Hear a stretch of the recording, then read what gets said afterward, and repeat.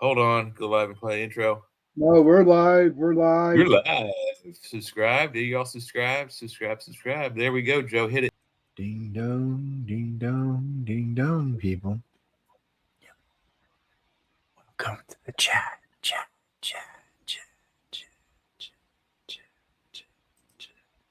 Why are there 5 of that poor girl all over the screen? She's very strange. Hi, I'm Brittany Ashley, your host of Breaking Norms Building Dreams, your guide through this transformative journey in both business and life. This is your place crafted for dreamers, doers, or anyone who has been told they can't. Get ready as we challenge those narratives together. You're tuning in live to the United Public Radio Network, airing on 105.3 and 107.7 FM in New Orleans. We are streaming on all the popular platforms every Monday at 3 p.m. Eastern Standard Time. Join me for a candid and thought-provoking conversation celebrating your unique journey because you are worth it. Yeah, it's very strange commercials tonight. You know, it's just been a little bit on the weird side. Maybe we should call it the Weird Chat Show or something. I mean, things have been weird, people. I mean, you know, presidents, all kind of other weird stuff. What do you mean? Yes, we're going to be playing this one right here in a little while. If you can see my little arrow wheel. Yeah, I'll put it over here. That's my girlfriend, Joe. That's my girlfriend. That's it. And that's Lindsay over there. She's going to get played tonight, too. These two for sure will be getting played later in the show.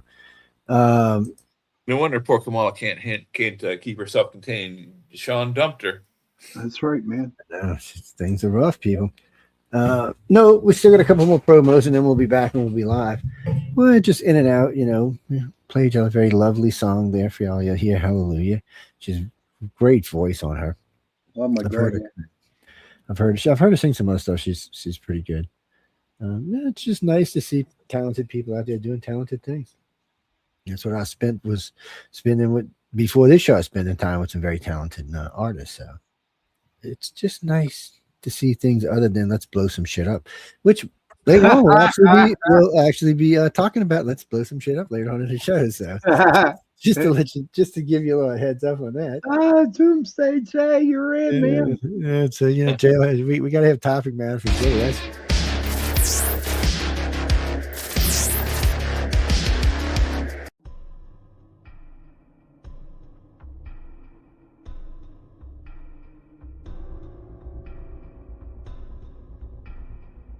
Welcome to Don't Whistle at Night podcast, where Navajo legends echo in the shadows. Darren and Dawn will guide you through the sacred fire of Native storytelling, where the old stories breathe, the unknown walks among us, and voices, long hidden, rise to be heard. And remember, don't whistle at night.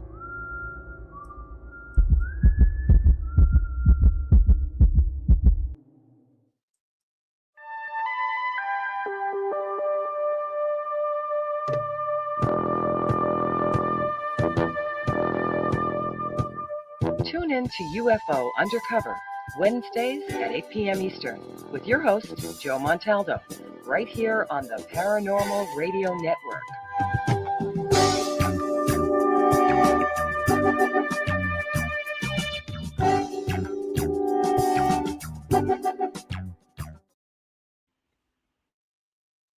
hey, man.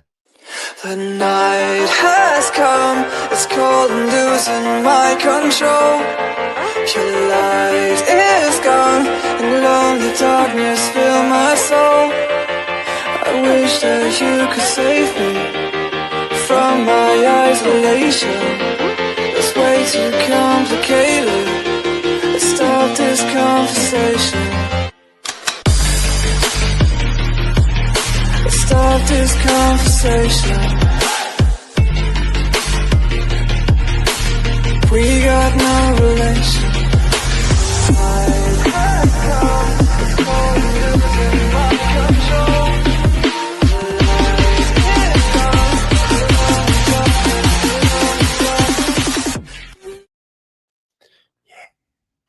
That was weird. Whose intro is that? Laura Lee? Laura Lee's. Yeah. Is that Laura Lee's intro? Yep. Anyway, move on. Will you call Lorelei? I Laura call her Lee. Laura Lee. I You call call her her pain Laura in the Lee. ass. Yeah, I call her pain in the ass. So she's on my bad people's list. Yes, Oh, why, Joe? she's such getting a sweet a girl. lump. She's getting a lump of coal for Christmas this year. I want a lightsaber for Well, Christmas. you know, the thing about the lump of coal, though, back in the day, where the lump of coal was given instead of toys, wasn't necessarily a bad thing. You know what it was for? What? Heat. We put it in your furnace to heat the house. Yeah, okay. If everybody's gonna give you a lump of coal, you each out. That's cool. But I want the kind of lump of coal when you crack it open, it's like a 5-carat diamond in there going, "Hello, Jojo." Yeah, that never happens. It takes, so Oh, what happens where diamonds are mostly found is after they're found in alluvial soil a lot of the time. Just It's go where to they're being mined Alabama. in Australia. It's just they're in loose topsoil. You just pick them out of the ground. Just go to Alabama. That's right. Yeah. It's in Alabama. Yeah. Go We to found in Alabama, Arkansas. New York. But last time we went to Arkansas, somebody found an 11-carat yellow diamond. Yeah. Is it Arkansas or Alabama, Joe? I think you can find them in both. I think I definitely think it's Arkansas for sure. There's a Jim Coleman mines is in Arkansas, and he's got every kind of mineral you can think of. So if you're a rock collector, he's the guy. He sells online too. But I wanted to stop at his shop on the way to Arizona, but he's just too far off the beaten track where he is in Arkansas. But yeah, he's got lingam stones from India. I've got 3 of them that I bought from him. He's a huge warehouse. It's got to be, I'd say 80,000 square feet is what his building looks like.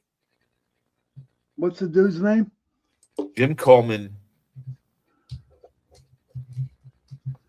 Here, I'll show you a lingam stone. I got one sitting right here. This might even be the one with the 3. Yeah, it is the one. Here we go. Well, See, it even has the 3 red lines wow, on it, that's sweet, dude. like they said in Indiana Jones, but That's different sweet. reasoning for those. Okay, let's see. Let's see what we got going on around here. Somebody wants to give me a blue Nile diamond. Send it on over, man. My address is online. Yeah.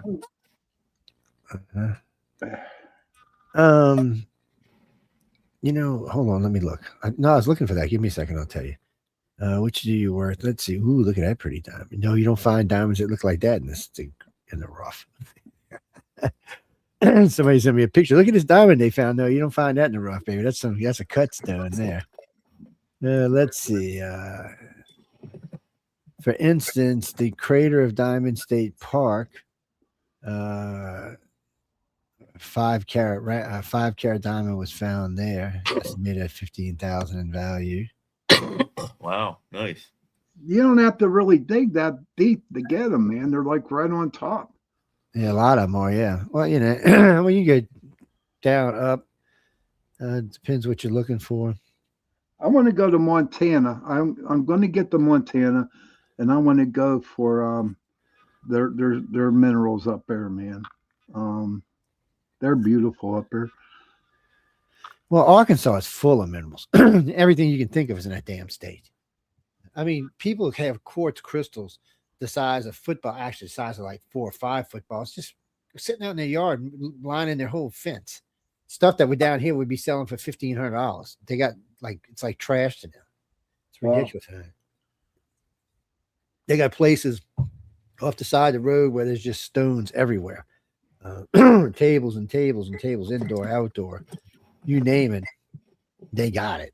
And I got some nice stuff last time I was up there. So let's see. So let's see. Jamestown, that's California. That's too far away. That's gold prospecting anyway. Yep. You can pull an ounce a day. What? I'm moving. An ounce of gold a I day. don't fucking believe that, dude. What is an ounce right now? $4,000 or something? Yeah, 4,000 easy. Oh, yeah, I'm moving. Let's see. Yeah. Do you know how many people went broke doing that? Oh, I bet you a lot of them did. Yeah, they did. Oh, here we go. Herkimer, New York. Yeah. I'm in. Herkimer Diamonds. Yeah, there you go. Yep, that's close by. Yeah, Peerless Diamonds there. Let's see, Emerald Hollow Mine, North Carolina. I was there. I was there. Yes, I was there. Yes. I've probably yeah. driven by it 100 times. But you know Here- what? That emerald mine, though, it's not your pure emeralds. It's United States emeralds. They're not. Not They're the not. same, yeah. Yeah. Let's see, Jim Mountain, Phillipsburg, Montana. Yeah. They got That's a big lot of. sky country though out You know there. what? You know what? They got a lot of sapphires up in Montana, man. That's what I want to go for. Let's see. You know what? You know what else is pretty cool? Up around Canada and around Montana, they have red garnets, and they're small, but there's some that you can actually, get dolled up. That's cool. Yeah. Let's see. Crater of Diamond State Park, Mufriobro, Arkansas. Okay, I don't know why I thought Alabama, but no, Arkansas. So, as mentioned in the introduction, many people have found diamonds at this location. The only place in the world where the public is allowed to search for diamonds. Diamonds found here some of the diamonds found here are quite rare. Oh wow, they got all kinds of stuff. And 40 other types of stones and minerals can also be found while you're there. Admission is $7 for adults, $4 for children. They go in and just pull over the dirt. The tractors go in and just turn everything over, and then you just go start digging. Yep, that's all you do. Yeah, and you can go all over the place. As far as I know, there's no Geiger counter or metal detector for stones yet. No, you don't do that. No. Let's see. Royal Peacock Mine, Virginia Valley, Nevada. Let's see. It's expensive, $180 per person per day to dig in the banks, but you can expect to find many opals. Oh, there you go. There. So you'll probably find more than what you pay for. What's the name of that, Joe? It is Royal Peacock Mine, Virginia Valley, Nevada. Royal. There's also there's a black opal mine in somewhere in Arkansas as well, I do believe. Yeah, And Arkansas I got all don't have it kinds with of me, but stuff. I have a sample of black opal. It's real. Imagine opal. Look, you look at it, it's like white, but it has like all the different, when the light hits it, like rainbow colors of different, red, blue, purple, yellow, etc.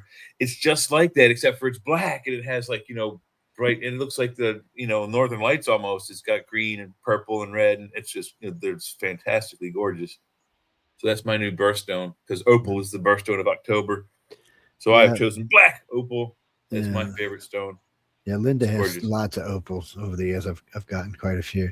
She's got some Australian opals that are really pretty too.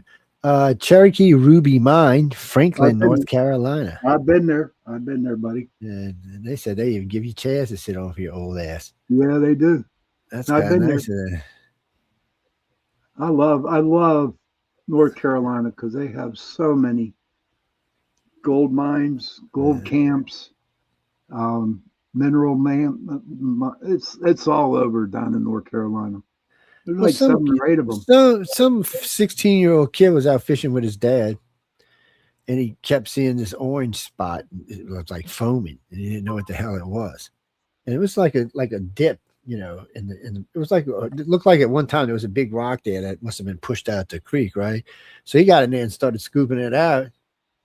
You don't even want to know how much fucking gold this kid found. Over a pound and a half. He found a pound. He was just sitting on the bottom of the damn thing up against a rock. It just had been pushed in there, and he started pulling out rocks, and it was all over the place. He said, but the patch was just like 2 feet by 2 feet or something. He said, but that just told him that there's probably a lot of other gold stashed all up in that place. Oh yeah. But judging from the size of the hole, I'd say the hole was about 1.5 feet deep, maybe 2 feet deep. So I don't know how long ago that was, 100 years, maybe 200 years. So maybe you have to go that deep the whole length to find it. I don't know, Jimmy. It's interesting stuff. I've seen lots of. I remember when I was in private school, a kid came in with a red rock about the size of my fist, and they were passing it around and showing it to everybody in the class. And really cool looking rock, man. I was like, look at this thing. and it was a 680 carat ruby. Nice. Wow.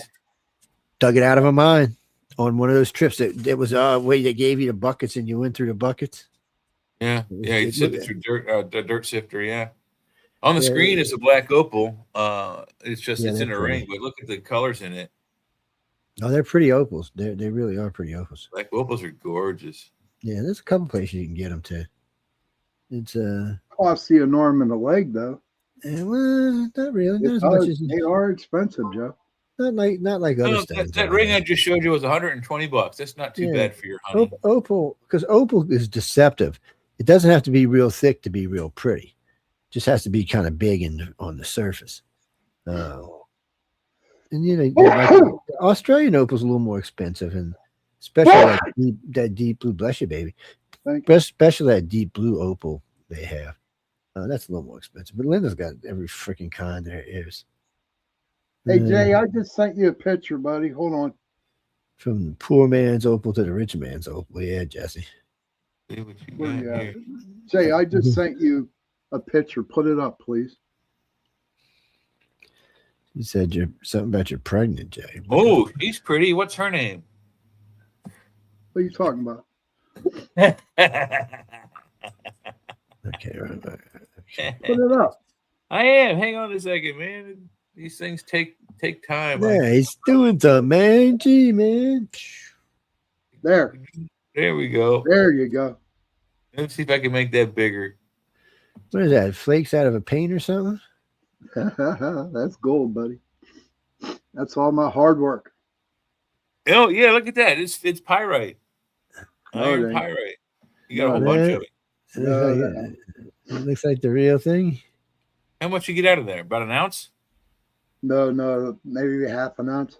If Half that. an ounce? Yeah. Kind of hard to tell. Next time you do a picture like that, put your hand in there to give scale to it. So right there, it looks like you got like an ounce or maybe 2 ounces. It looks like a lot. I will do that. Is it a 9-inch pan or a 13-inch pan? 13.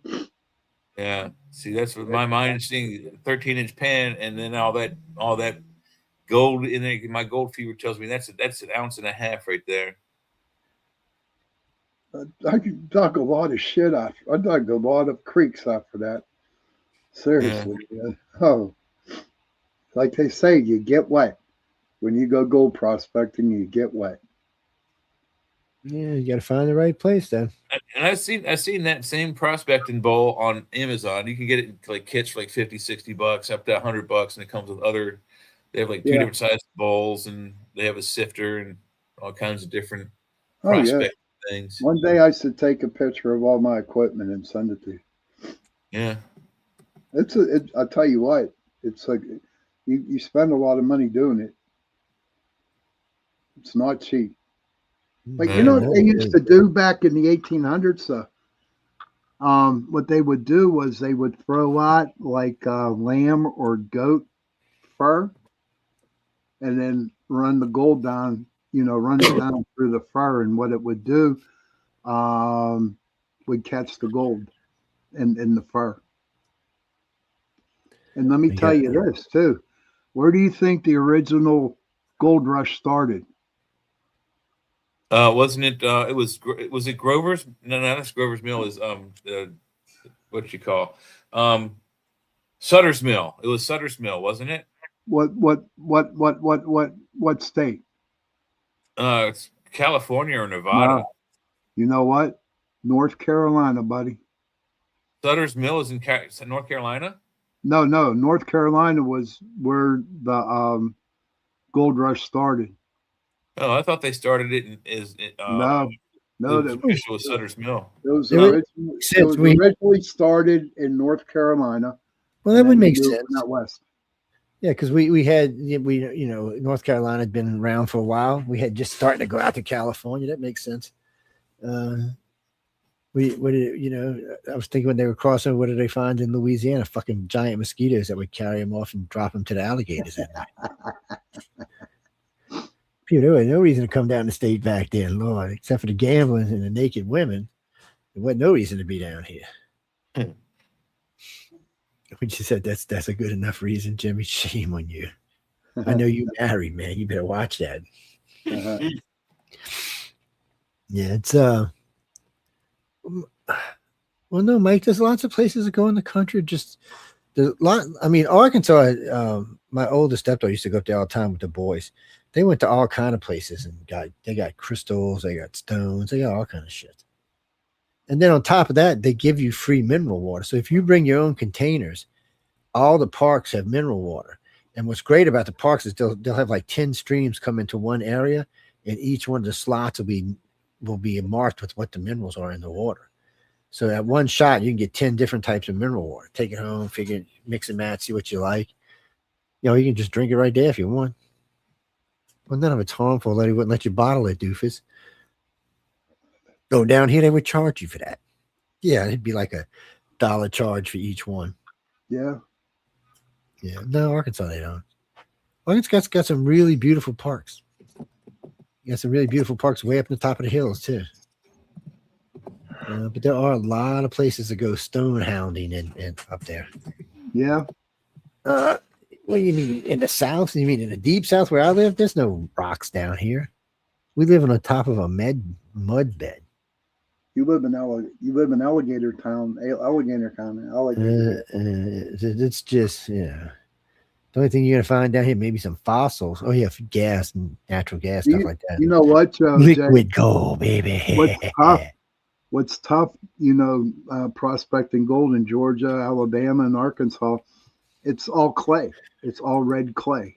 Yeah, it is. That shit's gross, man. It is nasty stuff. It gets stuck in your wheels, like the scene in My Cousin Vinny when the guy says you got wood in your tires. He ain't kidding. If you get some of that clay in your tires, it'll clunk and sound like the engine is about to explode. And it's like the first. Probably if you own a house there, it's probably the first 4 or 5 feet you have to dig through to get to like regular, alluvial topsoil. If there's even that. It's probably just more clay. Yeah. No, I mean, there's all kind of places in California to go gold prospecting, but I mean, all out west, all the way up to Seattle, you can go. Yeah, there's still old mines producing gold, little bits here and there. But you got to remember, for the average person, don't need tens and tons and pounds of gold to make good money out of it. A couple of ounces here, a couple of ounces there. But 4,000 an ounce, I mean, 10 ounces is $40,000. Right. But you know what, Joe? That's a lot of digging. I mean, it is and it's not. I mean, it is if you're out. But if you're in a mine. And you're going through a mine, you never know when you might hit a 1 pound rock or two. Because people forget gold used to come in big rocks, people, not just little stones. Right. I mean, they found rocks, 50, 60, 80, 100 pound rocks. Think about that in today's world at $400 an ounce. I mean, Jesus. So what would a pound be worth? It would be what? $64,000? Yeah. Something like that, yeah. So 64,000. If you had 10 pounds, people had $640,000. Yeah, it's might be, but then again, you could get out there and hump them mines for years and never even find $5 worth. True, and then you're spending close to $10,000 on equipment only. Yeah, that's true. I mean, I talked to my mom the other day, and I really made a dumb mistake when I first got in the service. Okay, gold was at $200 an ounce, and what I should have done, every pay or one paycheck out of the month, get one, But no, silver was only $7 an ounce, and look at it now, silver's like over 29, 30. Oh yeah, they expect to get around 35. Yeah, but there's lots of ways to look at that. Good friend of mine. He invested in Bitcoin. He bought like 1,000 coins when they were like $10 a coin. So how are people making money off of that stuff though? When it's not, I mean, it's really not honestly backed by any kind of legit currency. You have to pay for it to use it to get it. So if you want to go get Bitcoin right now, Bitcoin's around $85,000 a coin right now. So if you go buy 10 coins right now, it's $850,000. but it just came down from 120, and it can easily jump that in one day or even 3 days. So you could go from, spending 850,000 to putting 2.6 million in the bank in a matter of days. It's risky, but it's there, and it's not going away. And if Trump has its way, it's going to become even more stable, which I'm confused about anyway, because Trump was anti-Bitcoin. Now he's pro-Bitcoin. Bitcoin. Oh, Denise, Bitcoin is not real money. It's what? It's Bitcoin is an algorithm. It's blockchain is what it is. Why did Bongino leave? Wait, what? You lost me. Come back. Huh? Why did Dan Bongino quit the FBI? I don't know. At first I thought that was just a rumor, and I haven't seen anything official from the government yet. Isn't he under investigation by the current FBI? No. Well, he's talking about the number 2 guy at the FBI. Isn't that who you're talking about, Sean? Yeah. Yeah. Supposedly supposedly Trump said he wanted to go back to his radio show. Huh? That's what they said, but I have not seen anything official anywhere on that. Y'all might want to type it in and look it up, but I haven't seen any official, nothing come across anything. I just seen the initial thing that said that he was leaving, and because he wanted to go back to his radio show. I mean, being number 2 at the FBI has got to be a stressful effing job. Or maybe he just freaked out like we freak out over what's his face with those weird ass eyes. I don't know. It's they definitely had said, the news had picked it up and said that he was leaving, but nobody else has. I would have thought if it's for sure, the government would have put out some statement, somebody would have said, hey, we're number 2 FBI. He leaving, man. He got pregnant, he taking maternity leave or some shit. Well, Jack, you never know what this government's going to say. This government is a little on the weird side. It's definitely a little on the weird side. Yeah. But why? No, we're going to be giving away some lightsabers too tonight. We're going to give away 2 lightsabers tonight. Oh, yeah, man. Oh, yeah, man. iQuarkCox.net. Write it down now. Yep.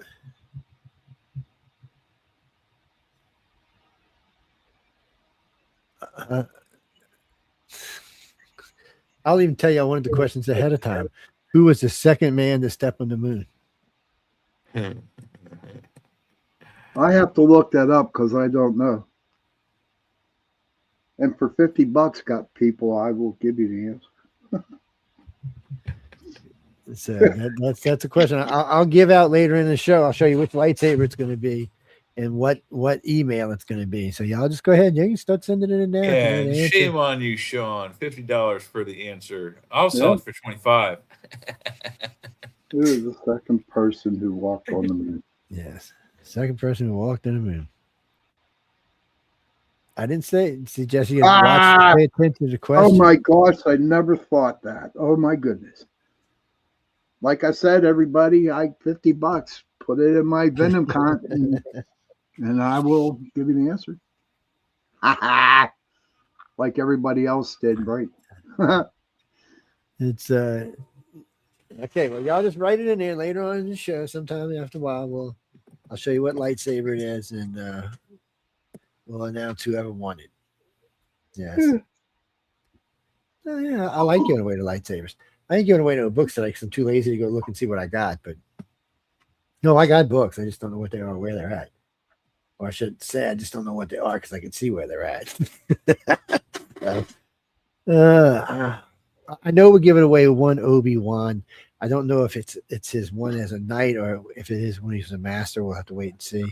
And I think we're giving away a Qui-Gon Jinn tonight. People like Qui-Gon Jinn because it's purple. I'm not Qui-Gon Jinn. Master Windu. Sorry. Yeah. I always call him Qui-Gon Jinn, but it's Master Windu. He had the purple one. Well, there's some other people did too, but he was the main character with the purple one. Oh, it looks so good against me. See Pepper. Yes. That was a good character, but yeah, that's what it is. I haven't seen anything in the Epstein files that's come out. You mean about Trump? Nah, nothing I'm worried about. If I was the Democrats, I'd be a little on the worried side, though. Yeah, every day it seems to be another Democrat. Now we got Bill Clinton in a jacuzzi naked, and in the swimming pool with one legal woman and one maybe not. Well, you don't know. They blocked out her face. Yeah. They blocked out 3 women's face. There's 3 women in that jacuzzi, dude. They so There I was seen 3 the one women. with Trump's face. Those girls are not even from the island. That's Miss Universe pageant. Yeah, those are people contestants. Ones where he's in the middle and there's 3 on each side and they're blacked out. You can actually see the whole picture's online. Yeah, they're wearing leis. And you can just look at them and tell they're not children. And so none of the ones they've said about Trump or anything they said about Trump has really panned out to be anything. And some woman, senator, went on MSN Now today and said that Trump had given Epstein a $22,000 check for a girl. I was like, what? First off, the check was those kind of checks like if you went in a casino, they give you a big check the size of a wall or something. It was a check like that.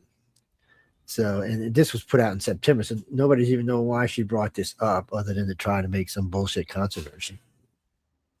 If I was them, I'd be more worried about their 16% approval rating. They're in deep shit. The Democrats, every time I hear we're gonna sweep in 2026, we're gonna sweep with what? I mean, with a 16% approval rating, I'm concerned. I think you're being extremely generous with that 16%. I don't know the guy's name, but he's like, I think he's for NBC. He's their stats guy. I think it's the guy you're talking about that you talk about all the time that you like, because he goes deep into the stats. He's saying that the Democrats' approval rating is -55 among Democratic voters, and then there was like among independent voters it was -63%. They're in, so they suck across. Yeah, they're in deep trouble, and I don't know what they think of it. But they did make a little inroads into Mississippi today. They got themselves on the Mississippi Supreme Court, and I think they won a Senate seat. So they made a little inroads here. Mitch is in the building. Well, it was all well, the areas where they were all blue. Yeah, it wasn't like that big of a surprise. There's our friend from New Zealand, buddy, or in Australia, Miss Mish. Happy Aussie land. Happy Aussie Day. Do y'all say Merry Christmas down in Aussie land? Or is it that stupid Happy Holidays? No, they don't have Christmas down there. Christmas is at the other end of the year. They're now experiencing summer. That don't matter. They say it's Christmas. It's still December 25th. That don't matter. Summer, winter, fall. It don't matter what time of year it is. You know. Well, the Russians celebrated on January 8th. She said, "Yes, we do." Yeah, because the Russians are retards. I don't know, boy. They keep putting all them troops on the border. Poland's going to flip out on them. Yeah. They don't look happy. Well, I mean, doesn't Poland isn't their equipment our equipment? So isn't their border, our machinery? Some of it is. Some of it's German. Some of it's other stuff. Okay. So Michelle Mish says, "Oh my gosh, we have a hot Christmas. Like we can swim on Christmas Day." Yeah, so can we sometimes. So. Yeah, especially when the snow melts. It's well down here in the south. I mean, they're saying this Christmas is going to probably be in the low 70s to mid 80s. Bah Well, humbug. that's not showing snow for anywhere in the country except for we've up already north out in experienced the west. 15-degree, 12-degree mornings here. So I have a feeling you're going to get one or two real, low dips in the Gulf Stream. It's going to come way down from Canada and dump some ice cold Canadian air on you guys. Well, sometimes we get the cold before y'all do because it slants.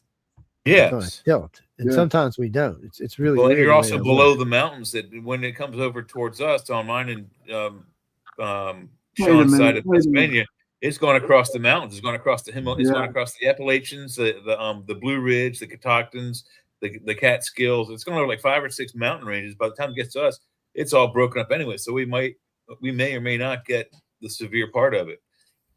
Hey, Jay, Michelle just wrote, the way Australia's going probably won't be saying Merry Christmas next year because it won't be Australia anymore. What are you talking about, Mish? Because they going woke. Yeah, it may be. They're I going mean, woke. they had the terrible Bondi Beach attack several days ago. Yeah, that wasn't cool.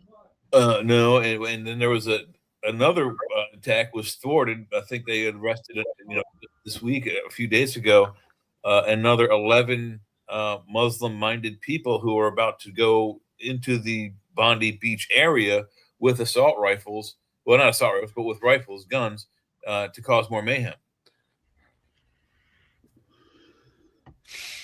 Gun laws. Well, that's why you vote them out. You vote them in, you vote them out. They're doing a soft buyback. So if you want to sell your guns, the guy they're trying. Is it the Prime Minister, Mish? He said over this week. He said this guy had a license to own guns, and he had 6 of them. What does he need 6 guns for? Well, why'd you give him a license if you're going to count how many guns he has? What the fuck do you care how many guns he has? I have 2 or 3 different types of shotguns to shoot clays. I shoot clay pigeons. Some guy in a booth pushes a button and throws a manufactured clay frisbee in the air, and I shoot it with a shotgun. What harm is that? None. I have different types of shotguns for different types of applications. It's like golf. You have more than one golf club, right? There's my more boy than one Jay. gun. I think they said we're at 450 million guns now with 350 million people. Oh, good. I hope we breach the 500 billion level real soon. We're only a quarter of the way there. Russia had put out a plan one time about how you would invade America, what kind of nightmare scenario it would be. Because, it's first off, the center, we got oceans on both sides and a Gulf on the bottom. But the center of the country is got mountains on both sides of it. So not only do you have to figure out how to get 6,000 miles across the ocean without getting all your shit blown up or sunk. That's not rule first. And once you get here, you got to figure out where you're going to land, how you're going to keep it. Because, let's be honest, there's 200 million people living on the West Coast. On the East Coast. So, you can be a lot of killings going on. And then if you can get that under control before the regular military gets in there, you got to figure out how you're going to get across those mountains with all those locals, or through the swamps with all those locals. Well, in the cult classic, the first one, not the second one, Red Dawn. What happened is there was a 2-front attack where the Russians came in from the north and went through the center of the country and east towards the East Coast, and the Mexican army came up through Mexico, through Colorado, and then went left and west towards California. That's how they cut the country in half in that scenario. Merry Christmas to you, Mitch. Merry Christmas to you, Mitch. Merry Christmas, Mitch. Yeah, Merry Christmas, Mitch. Don't worry. That's it. We were going that way too in the United States, and somewhere along the line we woke up and said, what the is going on here, man? Yeah. Well, You just have to, you know what? next The only president, way get the next guy in there. Well, the only way the Russians could come into America would be through Canada. Oh hell no! They can come in. They can come in through almost anywhere. Really, they got submarines and stuff. They have the Typhoon. Is basically they took 2. No, but they got to be able to together. come in and sustain it. So if you tried landing on the beachhead anywhere in the United States, we're going to bombard you into this fucking Stone Age. And that's the National Guard. Behind them is going to be a citizen with a gun who is. Not even going to be any of that. We got 36,000 jets. We're just going to sit there and launch Saudis all day long, just like we did in Saudi Arabia or Kuwait or Iraq or anywhere else. Would you want to land on a beach? Good. Watch this, and we're just going to keep bombing you. Every time you try to land something, we're going to blow it up. Sooner or later, the Navy will start taking their ships out. Our submarines will start taking theirs out, and then their forces will start reducing. And while they're doing that, if we hadn't already done it, we'll launch a nuclear strike. Yeah, we have to take into effect that that they would have to sustain supply lines across the largest ocean, which is the Pacific. Yeah. Probably can't be done. They would have, in order for anyone to take ground and keep it in America, they're going to have to sacrifice very large sections of it with nuclear devices first, or they're not going to do it. There's just no way. There's too many guns on the soil here. Yeah, there's too many other things. There's other. I mean, the weather's not exactly, the greatest thing to deal with. We have pretty rough winters, pretty rough summers. Most of the country experiences 4 seasons, yeah, and the other half of its experiences at least 3. What was that? Right, the Japanese emperor said, or general say that if we invaded America, there's like a gun behind every blade of grass. I think that was the emperor's son later on in life. He said it's a good thing we didn't, because we didn't know then, but we know now that behind every blade of grass stands American with a gun. Yeah, something to that effect. Yeah, it's see, the problem is you can't come in and nuke America because you need it. China would need its resources. They don't really need what they really need is the breadbasket, which is the center of the country where Kansas and the wheat fields are. Yeah, where all of our nuclear weapons are at. So that's going to get where all of our nuclear weapons are at. What they don't need is the east and west coast. Those would be the places they would sacrifice. No, they would need the beach East resort Coast areas and definitely need. No, they proved this. No, they've already proved this. You can't collapse America's economy. If you do, you collapse the world's, including the people invading you. So all of a sudden they find themselves bankrupt and there's nothing they can do about it. So it doesn't quite work. An invasion of the United States isn't quite the same as it is anywhere else. It would take the entire world. They'd have to work together and build their own new economy after destroying ours. And even that would just be an absolute disaster. Yeah. We've seen the way Parliament works in England. We've seen the way other governments work in Europe. You could take all of the parliaments of all of Europe and the Senate and House of Representatives of America, take all of these idiots out inside it, and not one of them would agree on what color that goddamn sky is. I guarantee you. You want to know why we have a republic, Jenny? And why we're not like with the parliaments overseas and stuff like that, a government like theirs? Because the people who created our government came from those governments and realized those governments were useless pieces of shit. The republic is the best form of government on the planet today. I'm not saying it's not something better out there, but as of today, it's by far the best. The less corruption, is way less corrupt than a democracy is, because a democracy is different than a republic is. Everything's open-ended, which means corruption is rampant. In a republic, there are still some controls. Yes, like the federal government. So we have the benefits of being independent single states, countries, however you want to call us, but we still had the federal government to make sure that when a hurricane comes or a volcano blows up or an earthquake happens, there's somebody there to save your ass. And it's like I said, of all the forms of government on the planet today, it is the least corrupt. And I'm not saying it's not corrupt. I'm saying it's the least corrupt. What do you mean? You like a Muslim government, like Sharia law? You can't get no more corrupt than that is. Where it's legal just to rape women in the streets and kill them. Yeah, that's the kind of law we want. Yeah, okay. Well, I mean, I don't think it just goes to just that. I believe that if you're found as an infidel, they can do the same thing to you, just stone you to death in the street. Yeah, I mean, if I'm not mistaken. The United States is one of the most civilized places on the planet. And people forget what's nice is when you see Europeans come over here, they actually come and stay. They realize that they've got a movie impression of the United States and not understand what the U.S. really is. 2 of these guys have been watching them travel across the country. They go eat and stuff. They were in Louisiana for about a month. Matter of fact, the assistant governor made them official ambassadors to the state.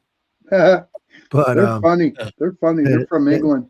Yeah, they're from England, and they're trying to get green cards so they can stay over here and work and stuff.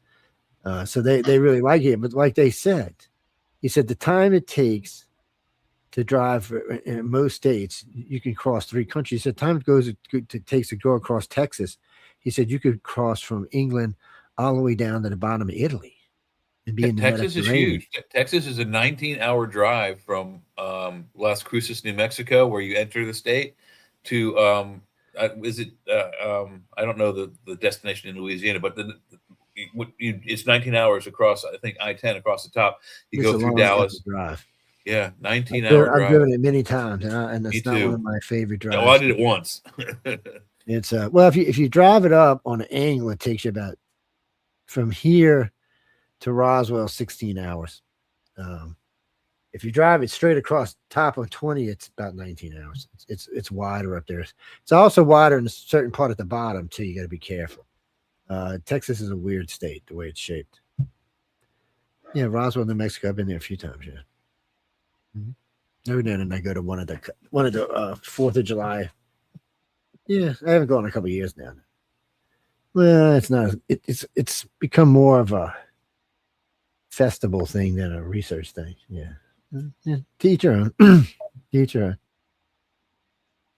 Yeah, but invading our country was not going to be an easy task. And then Xi Jinping is so pissed because we're giving Taiwan $12 billion in arms. That's a lot of shit, man. Do they have enough people to use those? I don't know. I think there's about 38 million people in Taiwan. It's so they're about Hey, to Google, say what's the population of Taiwan? I don't know the answer to that specific question, but according to BubbleTeaIsland.com, to put it in perspective, the land area of Taiwan is approximately 0.37% of the United States' total land area. The sheer difference in Is she size on crack? is quite remarkable. Hey, with the Google, United stop. States- I mean, that wasn't even close to the question you asked her. Yeah, These fucking AIs lately are getting really stupid. they're It's, they're very frustrating things. yeah, but I think last time I seen it was around 38 or 40 million. It was about the same with California and Canada and the Ukraine.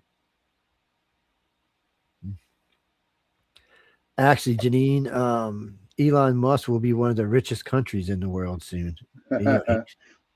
Yes. By this time next year, he'll be worth $1.6 trillion. I think that's like 5th or 4th in the world's economies. Yes. He's in a world. Yeah. That's what I'm saying. He is his own country now.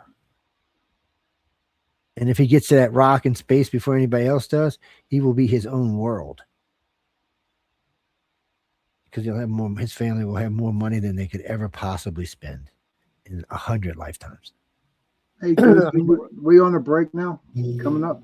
Well, yeah, we do have one coming up. That's right. I didn't see. Let me grab a song you want me. Lindsay Sterling, please, my girlfriend. Okay, we'll put Lindsay on and save the kids for later. Yeah, Let's see. Where's Lindsay? I know she's on here. she should There be. she is. Okay, when it goes off, you got the promos there. All right.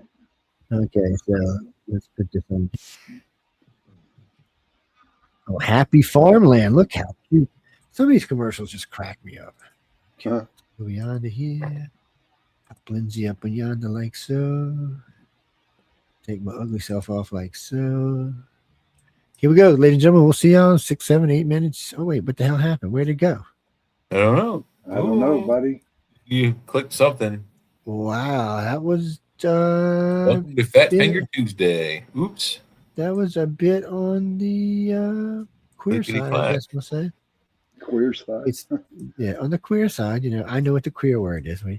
Look, people, y'all misuse the queer word. I don't. Okay, so don't even get started on that.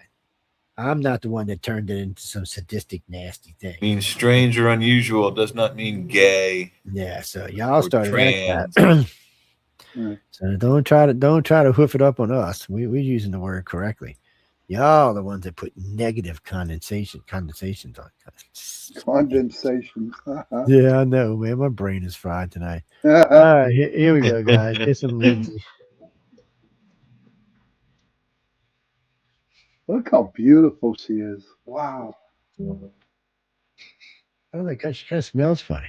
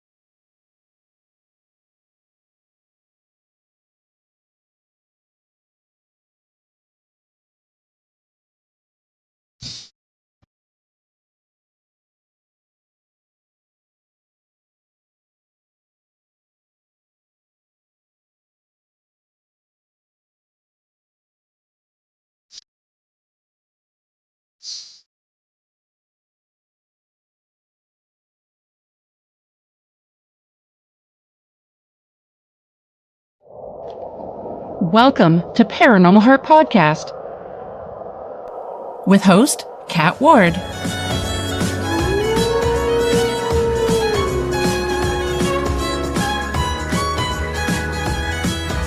The Church of Mavis radio show, Friday nights at 8 p.m., 7 Central. How's that pasta Starring coming along? Jeffrey Pritchett with his co-host Wham. Great and job, David Nicholas, right here on the United Paranormal Radio Network, UPRN 107.7 FM, New Orleans.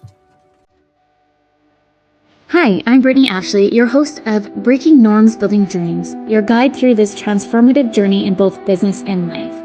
This is your place crafted for dreamers, doers, or anyone who has been told they can't. Get ready as we challenge those narratives together. You're tuning in live to the United Public Radio Network, airing on 105.3 and 107.7 FM in New Orleans. We are streaming on all the popular platforms every Monday at 3 p.m. Eastern Standard Time. Join me for a candid and thought-provoking conversation celebrating your unique journey because you are worth it. Welcome to Negotiating Happiness, the show that helps you find happiness, success, and balance in your work and life. I'm Adriana Fiestro, your host for this. Watch what magnesium does to your bowels. Why does Grandma's tummy magnesium? look pregnant? All right, get out of there, man. You. Get out of there. What was that? Get out of there. What was all of that?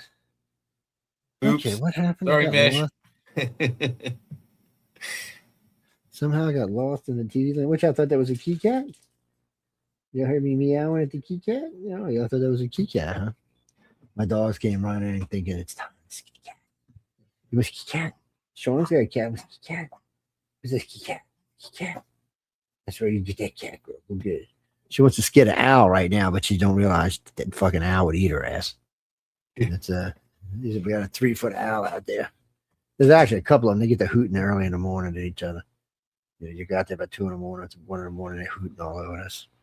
Yeah, they always seem to be very wise creatures, but they don't know who anybody is because all they do all day long is go, Right. who the fuck are you? My name is Sean. Who? Sean who? Sean me, Sean.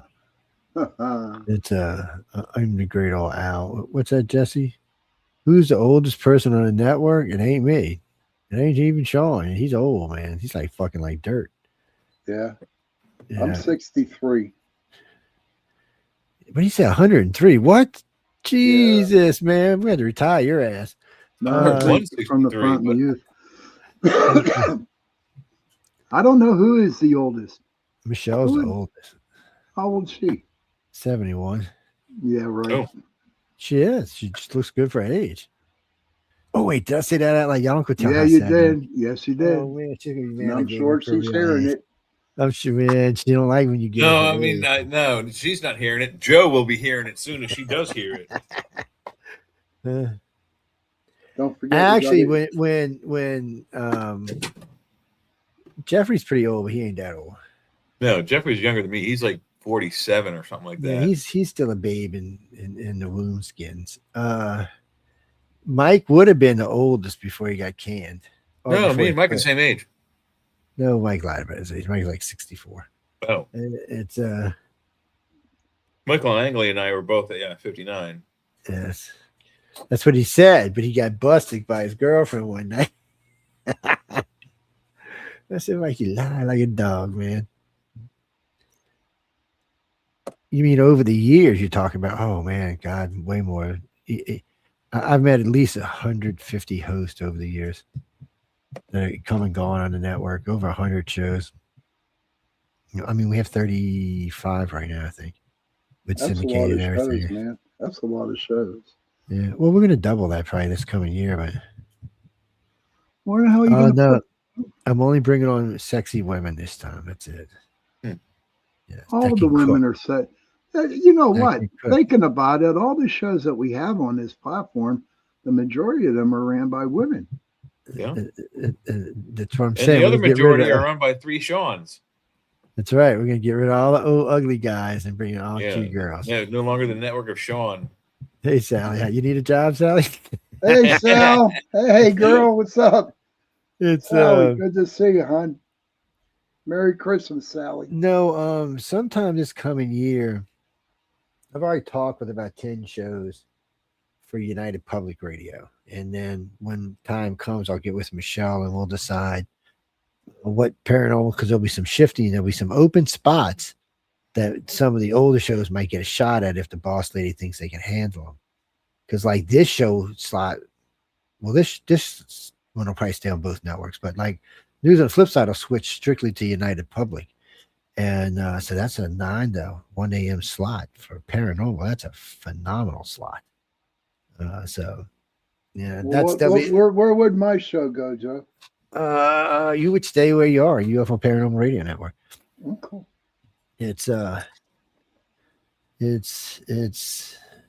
we might do some crossover, but probably not. Probably if it's in the guise of UFO and paranormal, it'll probably be just on the UFO Paranormal Radio Network, and everything else will be on United Public. Now, the only reason we're doing that is because we're growing and we got growing pains and we're running out of primetime slots.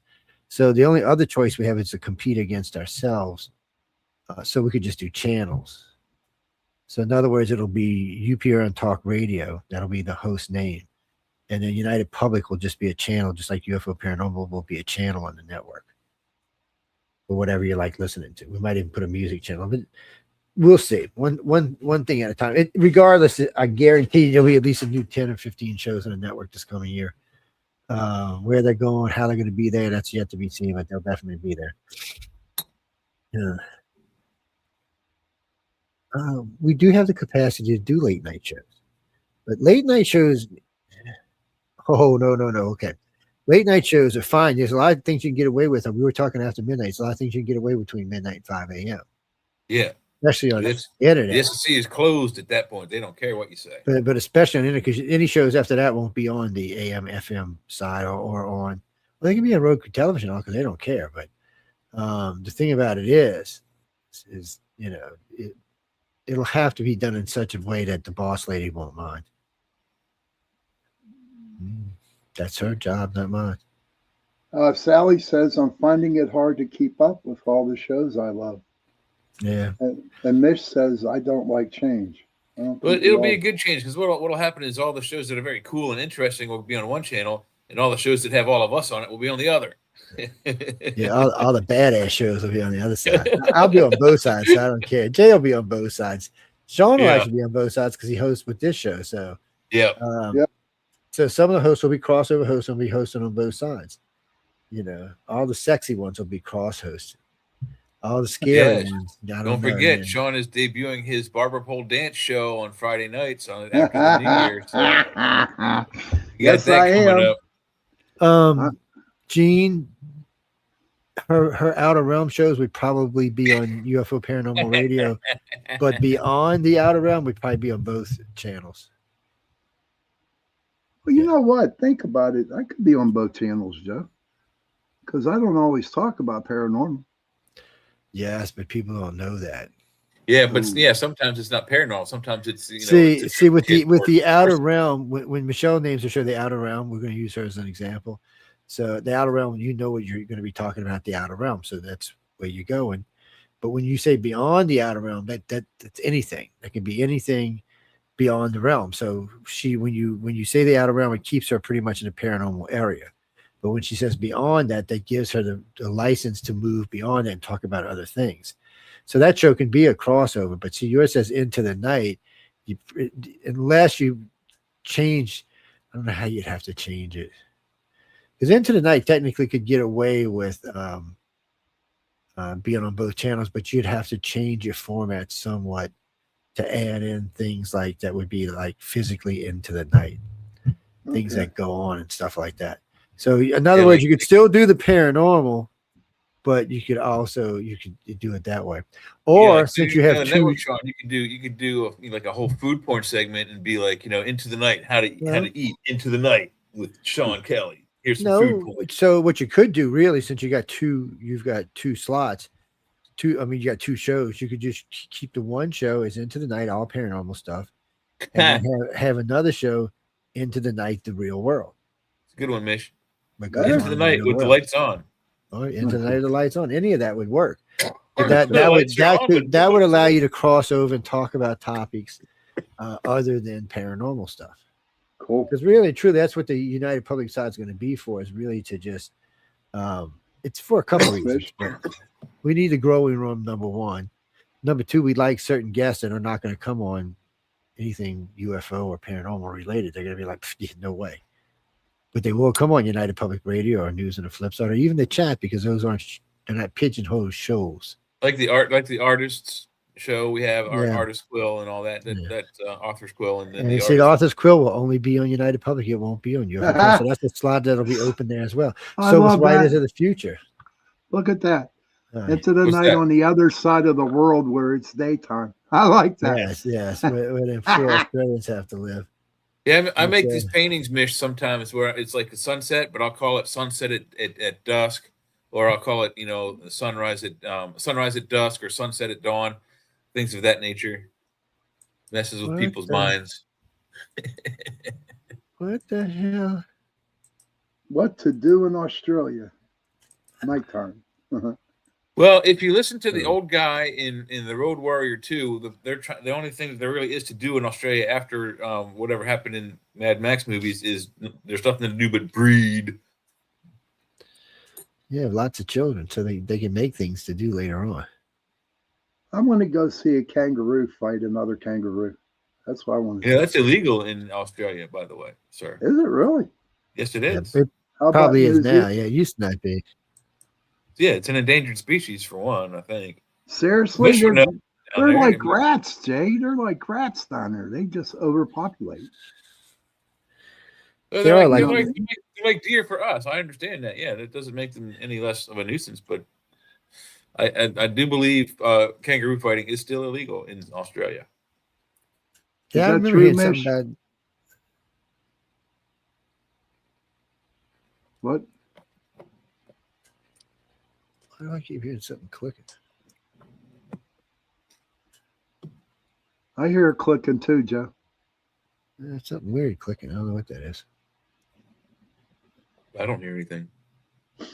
Well, you know what I found out, though? A lot of paranormal investigators out there, are very good at hearing soft noises, little click, you know what I mean? Because you listen to so many EVPs, you just listen for something that's out of the ordinary.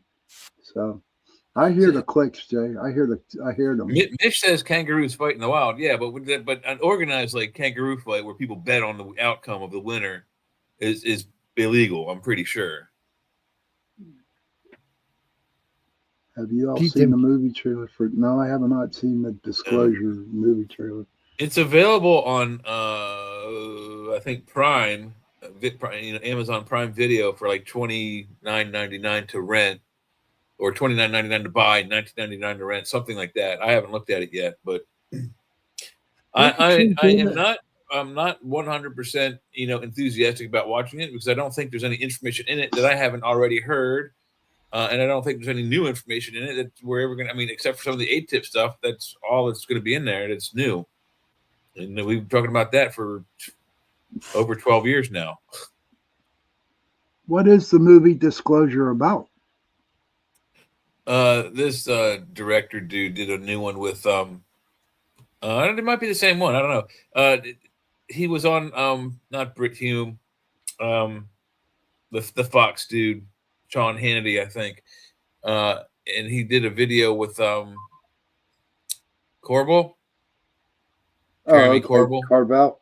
Yeah, Jeremy Corbell, and the dude from ATIP, the Spanish dude, Lou Elizondo, and a few other I guess pilots from the various ATIP videos that came out.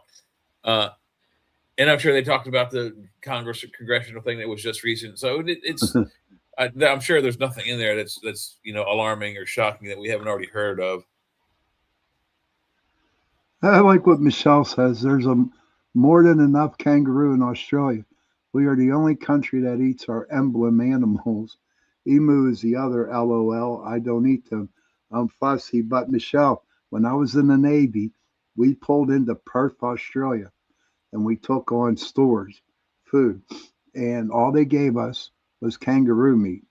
And I'm telling you what, that sucked. kangaroo meat. It was bad. It was terrible. Emu is actually pretty good. I've had emu. Emu is very, very good. Kangaroo is like bad.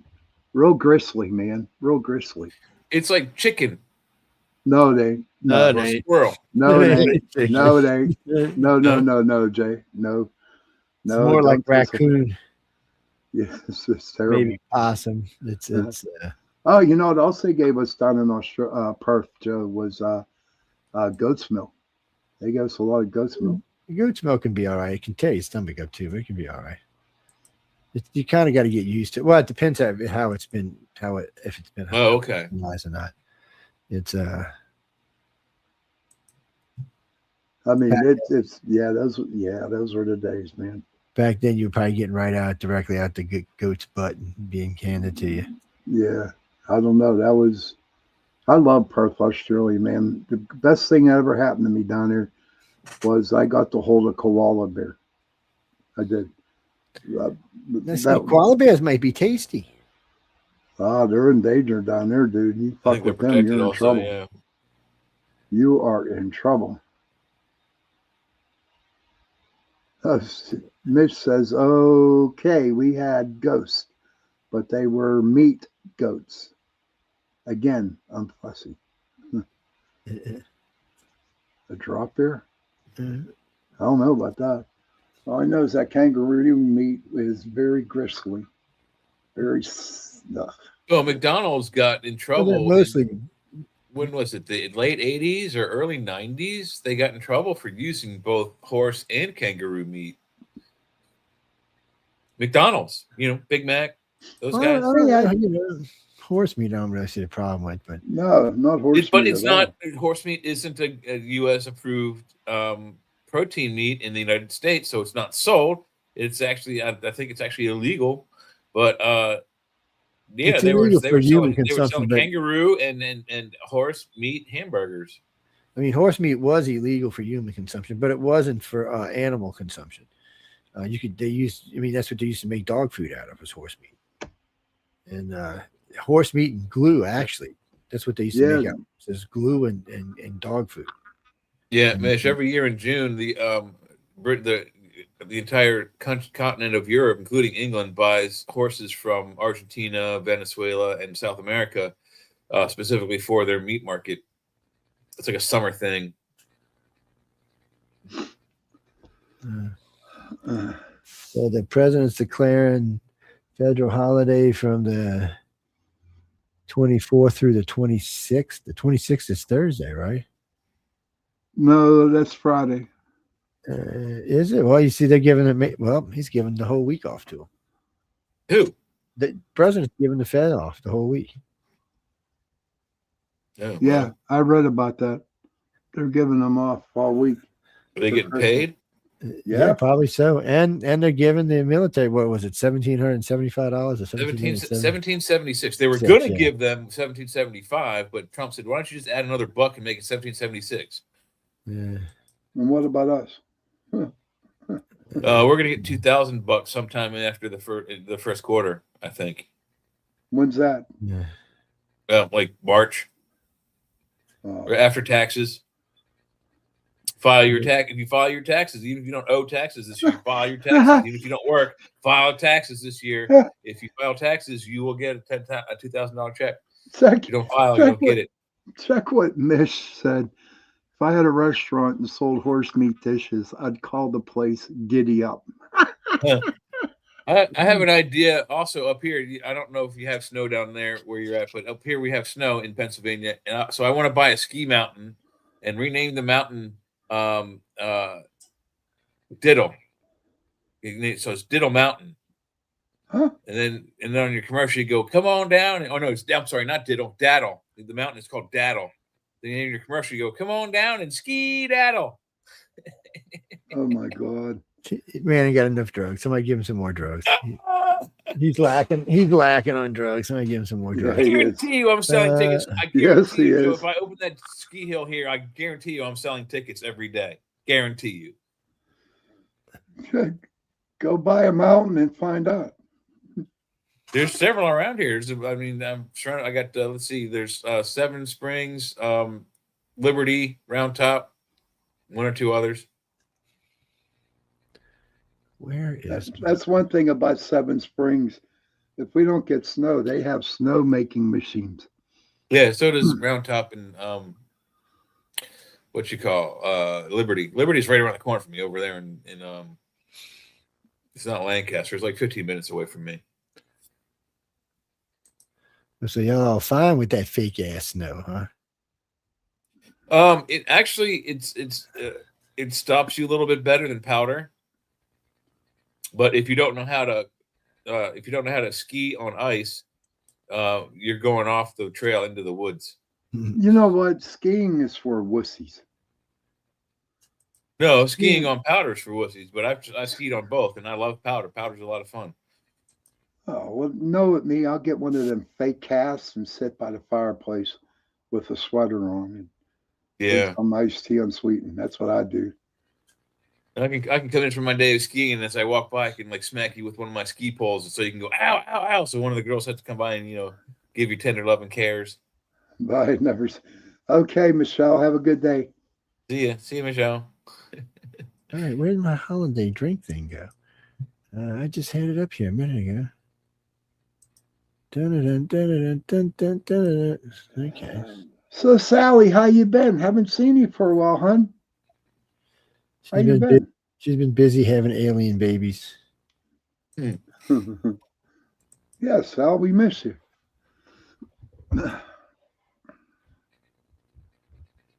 I don't know. This Reiner guy, he can kiss my ass, man. You know he's a jackass motherfucker. Everyone's feeling sorry for his ass. And you know what? Yeah. His son's going to get off. You watch. He's going to get off. Well, at the very least, he's going to go to the nut farm. Right. They've already pretty much given him he's a nutcase. I think they're seriously laying the groundwork for he's a mental case. He's going to spend the rest of his life in a rubber room. Sally's been spending time with her kids. Awesome. That's great. Well, I'll send mine down there if you want some more to spend time with. Mm-hmm. No, really. I mean, they're loving, charming, sweet little things. Yeah, just get them the hell out of my house.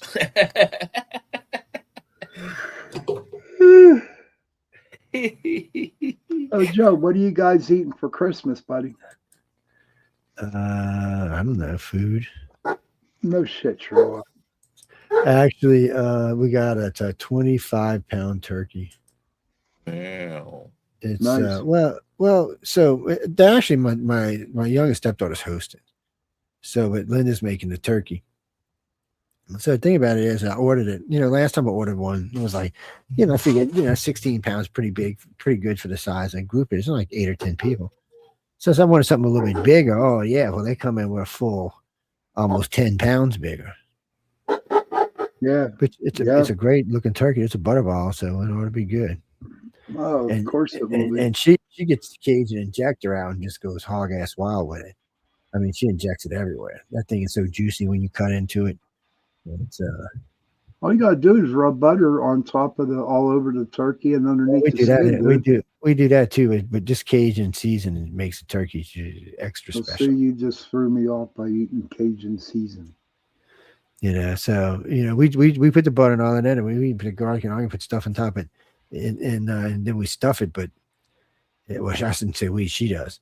And then with that Cajun injector, man, you shoot them thighs, shoot them legs, shoot them breasts, man, 3 or 4 spots. When you cut it, it's just rippling out of it as you're cutting it down. This shit is just, you don't even need any gravy with this shit. It's fabulous. And there's not going to be a dry piece of turkey on the whole damn thing. Good. It's really, really good. I missed the pop-ups. I haven't seen them in the last few turkeys. Oh, Chris. we got them all. We got them, dude. They're in all the honeysuckle turkeys up here. The pop-ups. It used to be a standard thing in a butterball, but they changed it. See, to me, butterball is a little too expensive for my taste. Well, they're not down here. They're actually pretty cheap, but I mean, and that's just a weird thing. So they got the Blue Label, which is, I forgot the name of it. They got the honeysuckle, and they got the butterball, and then they got like a Great Value, which the Great Value is the cheapest, but the other 3 are usually around the same price, anywhere from $59 to $99 and 99 cents a pound. Yeah, but the funny thing though about the Great Value, which is the Wally World brand, is it's probably one of the local farms that does either, whether it's Butterball, one of the big names. It's going to be one of those things. And there's nothing wrong with the turkey. It's just it doesn't meet to their standards and practices so much. So they put the Great Value label on it and sell it for that. Yeah, that well, that's what they brand. call essential turkeys up here, Jay. And what that is they get the deformed turkeys that don't look good, and they throw it in essentials, and that's what they do. But the other turkeys they keep. Mm-hmm. Oh yeah, they wait. What's going on here? Wait, what is this? Bill Clinton, Deputy Chief of Staff, hits back at Trump administration over Epstein files drop. Huh? They'll try and hide forever. Still, I mean, it's kind of hard to hide the fact that you're naked in a hot tub, and I don't know when this was taken, but was he president or had he already been president? Well, they're bitching because Trump's DOJ releasing him fast enough. Well, I mean, there was over 100,000 files, so they didn't give them enough time for one thing. But did the picture that he was? Would you be quiet? I'm going to have to let him out. Hey, Sally, being a vegetarian, what do you eat as a vegetarian? Could you tell us, please? Because I don't know what vegetarians eat. So now they're trying to say the DOJ suspiciously is releasing Trump-free Epstein files. Okay, maybe because Trump's not in there. And I've said this before. There are no emails between Trump and Epstein. Where are they? Right. Only time Trump's name is mentioned is by Epstein or one of his cronies. It's not by Trump talking to him. So I'm kind of like, what's going on with this? But the Democrats, why can't they just accept the fact that they're not going to go anywhere with this Trump thing?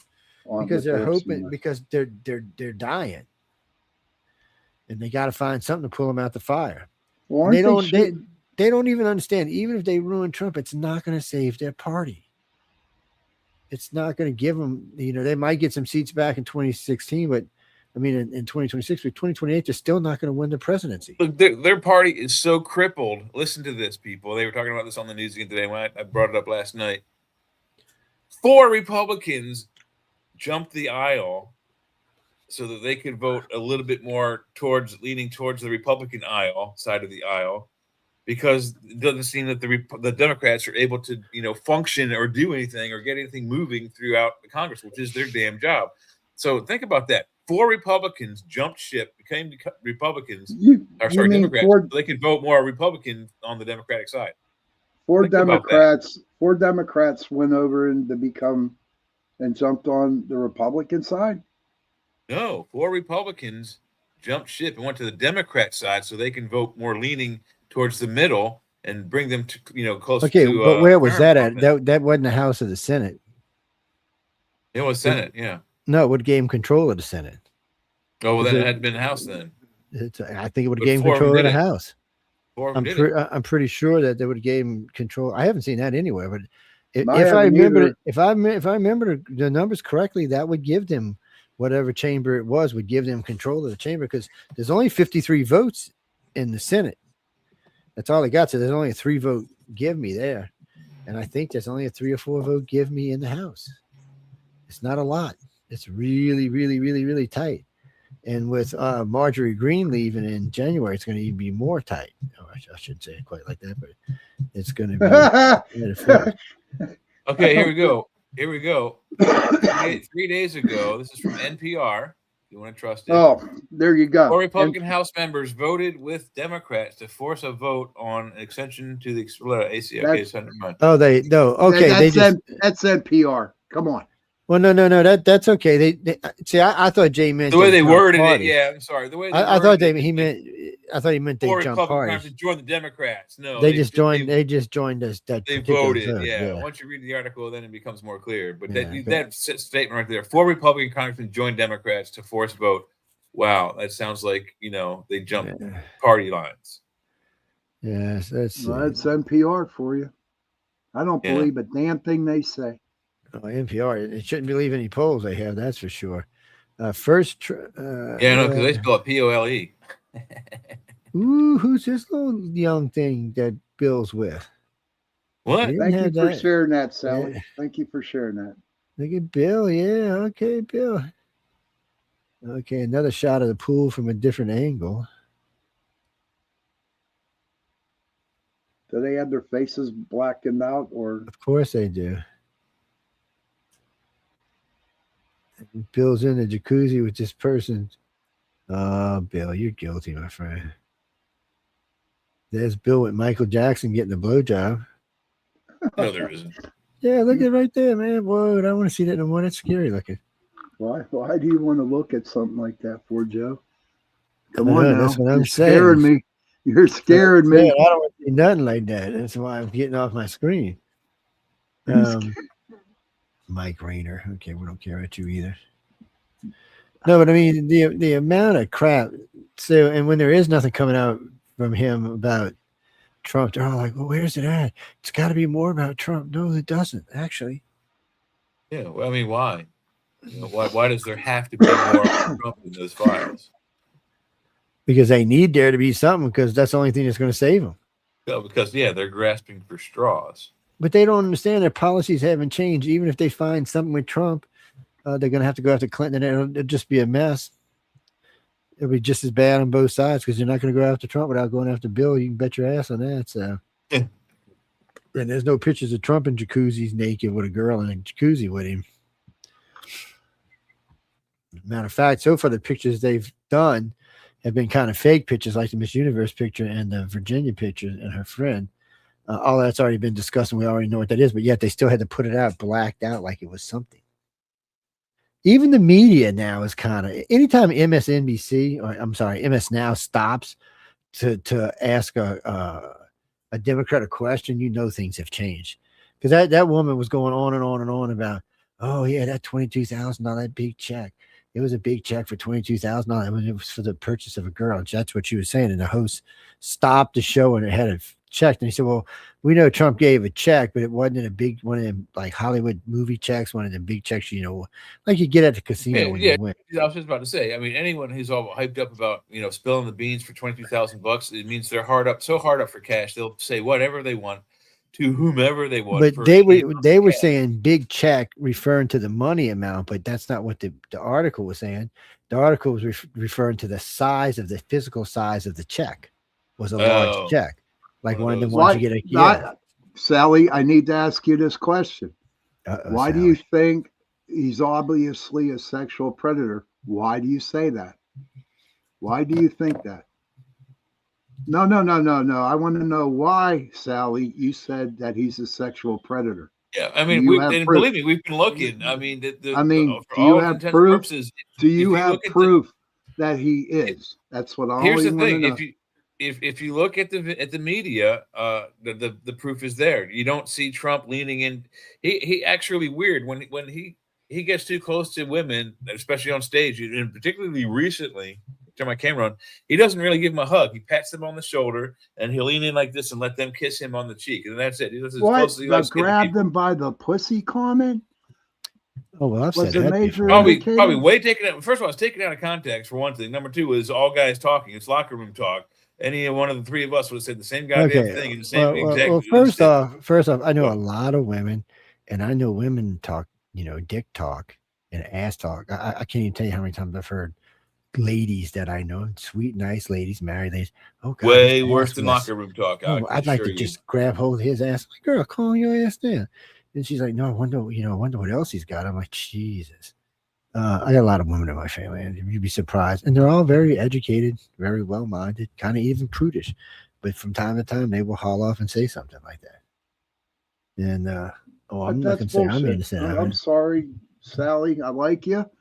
But that's a long time ago. I'm sorry. The evidence just isn't there. I mean, well, look at I'll video say this evidence about of both Biden and Trump. On during the campaign and whatnot.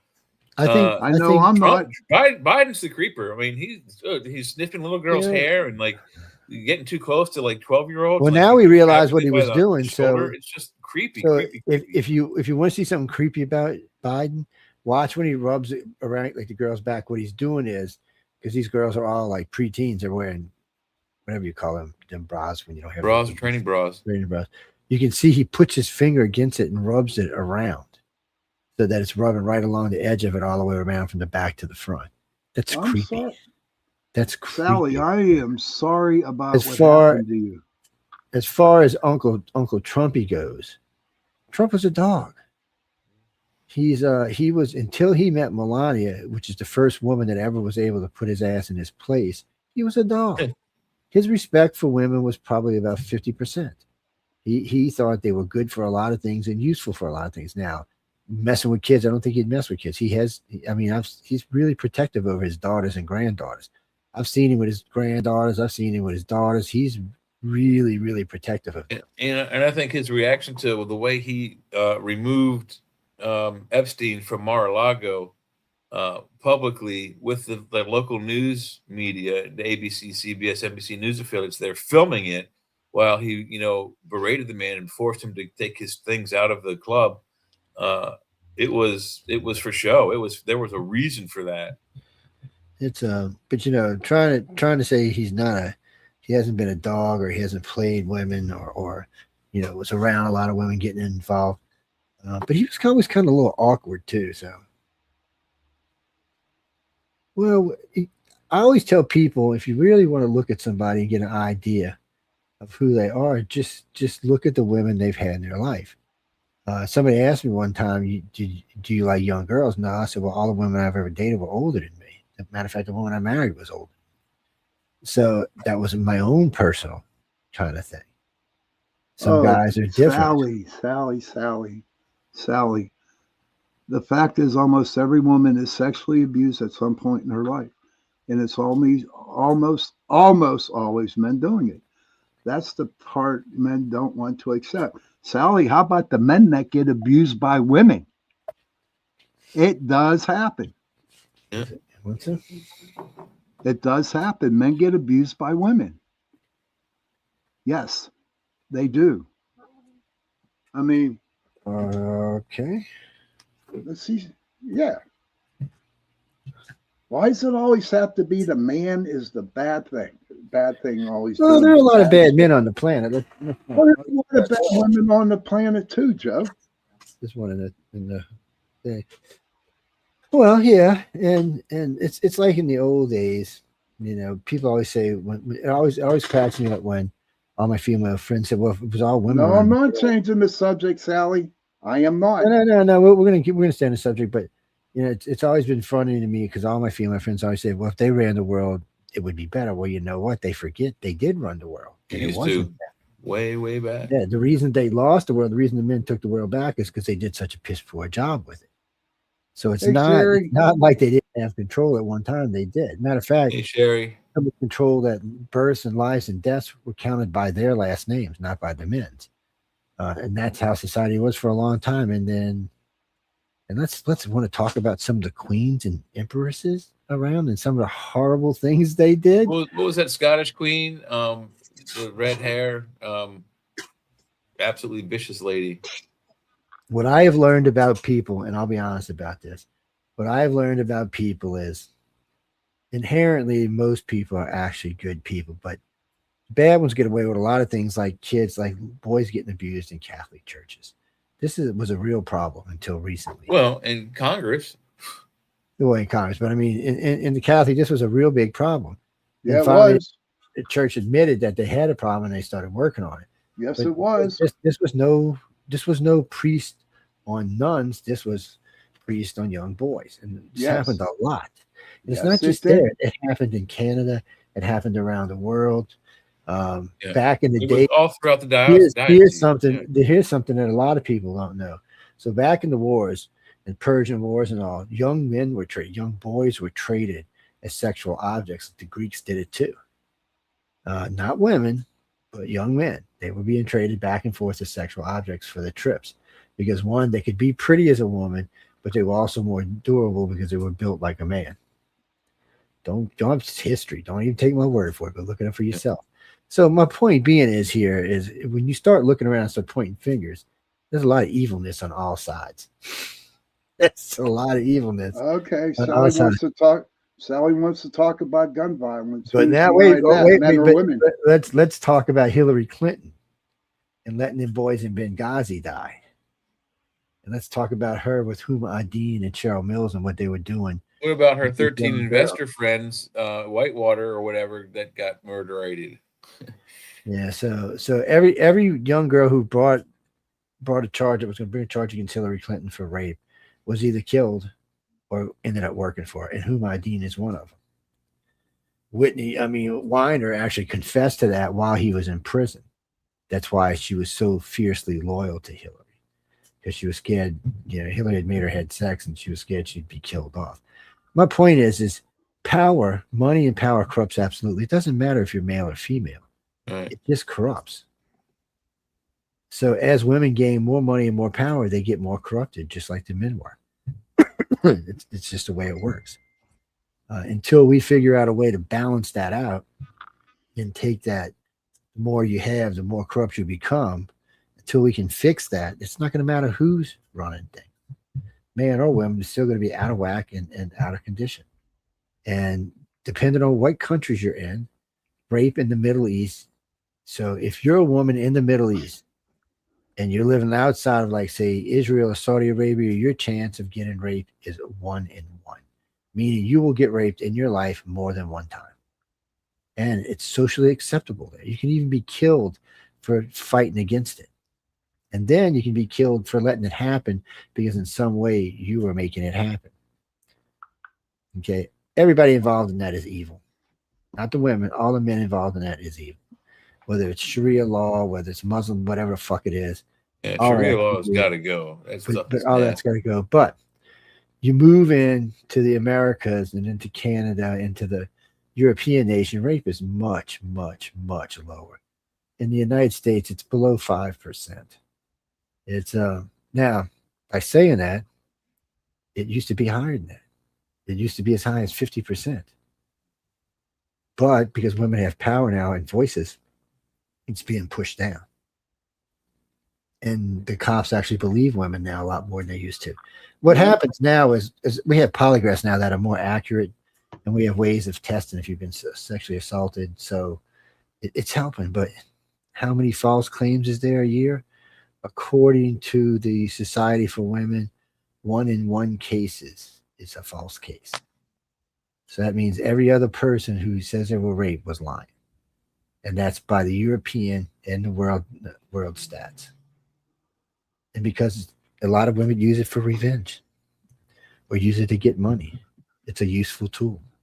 All right. Sally says, it's weird how you believe everything you read about Democrats online, but say nothing about Trump. Oh my God, give me a break. I tear Trump's ass up all the time. He's a fucking moron. We've been looking. We don't see evidence of him being a pedophile or any of that. I will tell you this. Trump has got a lot of issues. Yeah, absolutely. And I just said a little while ago, I thought he had no respect for women until recent times, until he got hold to the Tigress and she straightened his ass out a little bit. And he almost got his ass in jail over Stormy Daniels. That kind of made him look at things a little different. But he didn't have any respect for women. And he's got limited respect now. But he does do this, and you can see this. Look at his cabinet. It's full of what? Powerful women. And not just women, powerful women. He's not playing around. He understands that women can be powerful, they can be strong. And why the hell did you say that, Sally? I love you, girl, but your questions. You want to start a fight? Honestly, and we have been looking for any kind of evidence on Trump that would. I have when it comes to Epstein stuff. He doesn't display any of that evidence. Whereas the Democrats, we're seeing all that evidence is coming to light. They're getting caught red-handed with their hand in the cookie jar. I mean, look at Tip on Tim Walz. He's claiming incompetence is how he let trillions or billions of dollars get scammed out to Somali pirates. Trump is not going to be perfect, but compared to Joe Biden or Barack Obama, he's a godsend. He's got the economy turning around. It comes down to. I never voted for him in his first time or his second time. I can tell you that. So you can't say anything to me about it because I didn't vote for the guy. I personally think that he's much calmer this time than he was last time. Than he was last time, yeah. Yeah. Thank you, Sally. We love and respect you too. Oh, it's okay, Sally. You ain't gonna hurt my feelings, son. It's but he's got to give us something. Because what happened? This is what's really swinging, not just me, because I'm a centrist and I voted Democrats many times in my life. Matter of fact, I voted for Bill Clinton actually, years ago, because he was a better choice. Well, I voted for Obama once. I didn't vote for him the second time. Once I realized he was just going to suck Nancy Pelosi's tit the whole time, I decided it was a bad idea. But Trump is a narcissist. Yeah, he is. Big time. He's an arrogant. Matter of fact, let's just be honest about this. There is no president who's ever served that wasn't a narcissist. Let's just be honest about it. I think it's like a prerequisite for the job. But I mean, he's been, like we talked about this earlier. He's been portrayed previously in the media, was particularly during his TV show days when he was on The Apprentice and The Celebrity Apprentice. NBC, the guys, the producers of that show, wanted to portray him as being an arrogant asshole, and that's how everyone perceives him as. And everyone behind the scene says he's not like that when he's on TV, and I believe that's probably true. But that's part of the problem. Everyone just perceives him as being a flat out arrogant asshole. Well, Miss Sally, I have 2 courses in psychology, and 2 I took in doing what you would call common social work to just help people with daily problems. I did that because, I work with abductees and contactees, and I figured it might help me to understand who's lying and who's telling the truth. And don't forget, I have an advanced degree in voice recognition, voice stress analysis, and body language. So I have a much better idea who's lying and telling the truth than you do. And so far, I haven't been wrong about any president yet. I picked them all. The stations picked them all. We've told you what kind of trouble. We even told you that Clinton was going to win. Trump was going to win, lose, and win. And it's exactly what he did. And that he would get far more done second time than he did first time because of COVID. So far, all of that has come to pass. My problem is not what Trump's going to. Gas is already down $1 a gallon down here, and spiked down another 50 or 80 cents. That means we'll see gas around $1.20. We were 3 months ago around the $4 range, and in some places $4.89, but it's come down now. We're paying $3.09, I think, and if you have points I'm paying $3.19. I think it's $3.09 across the street from me. And let's not forget when fuel prices even less. When fuel prices come down, food prices come down because the nation come down on fuel. So we've already seen ground meat go from $8 to $5.53. Yeah, food prices down. It's poised to come down even more. Christmas this year is 30% less than it was last year. Real quick, guys. Sherry had a question. They say Sharia law is coming here. What do you think? And I think she's talking about Canada. What do you think? Yeah, I think maybe I don't know. Maybe they're not. It's going to be hard to pull it on Canadians. Okay, Sally. So I'm going to give you a background. Okay, I was raised in a house full of women. I raised 5 females, 3 stepdaughters. Okay, I know things about women that most women don't even know about their damn selves, and most guys don't ever want to know. And I've known women who've been truly sexually abused, and I know women who have lied about it. What's the reasons? I don't know. Matter of fact, I went to jail one night for going to snatch someone's daddy out their car. So I have no problem believing. I just know that not everyone is honest, not everyone is telling the truth, and some people have motives. And this is what sucks. It only takes one bad one to fuck it up for everybody else. So in the United States, 1 in 3 rapes reported are fake. That's a fact. It's not a lie. It's not anything but a fact. So with those kind of odds, do you know how many people have been released in the U.S. because of DNA that were accused of being raped, and then the DNA said it was somebody else? Do you know how many? Almost 1/3 of the people in jail.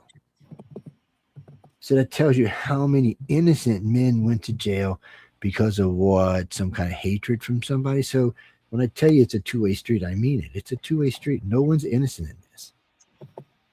Unfortunately, we're in a position that no woman should ever be raped or ever touched or ever beat. Ever.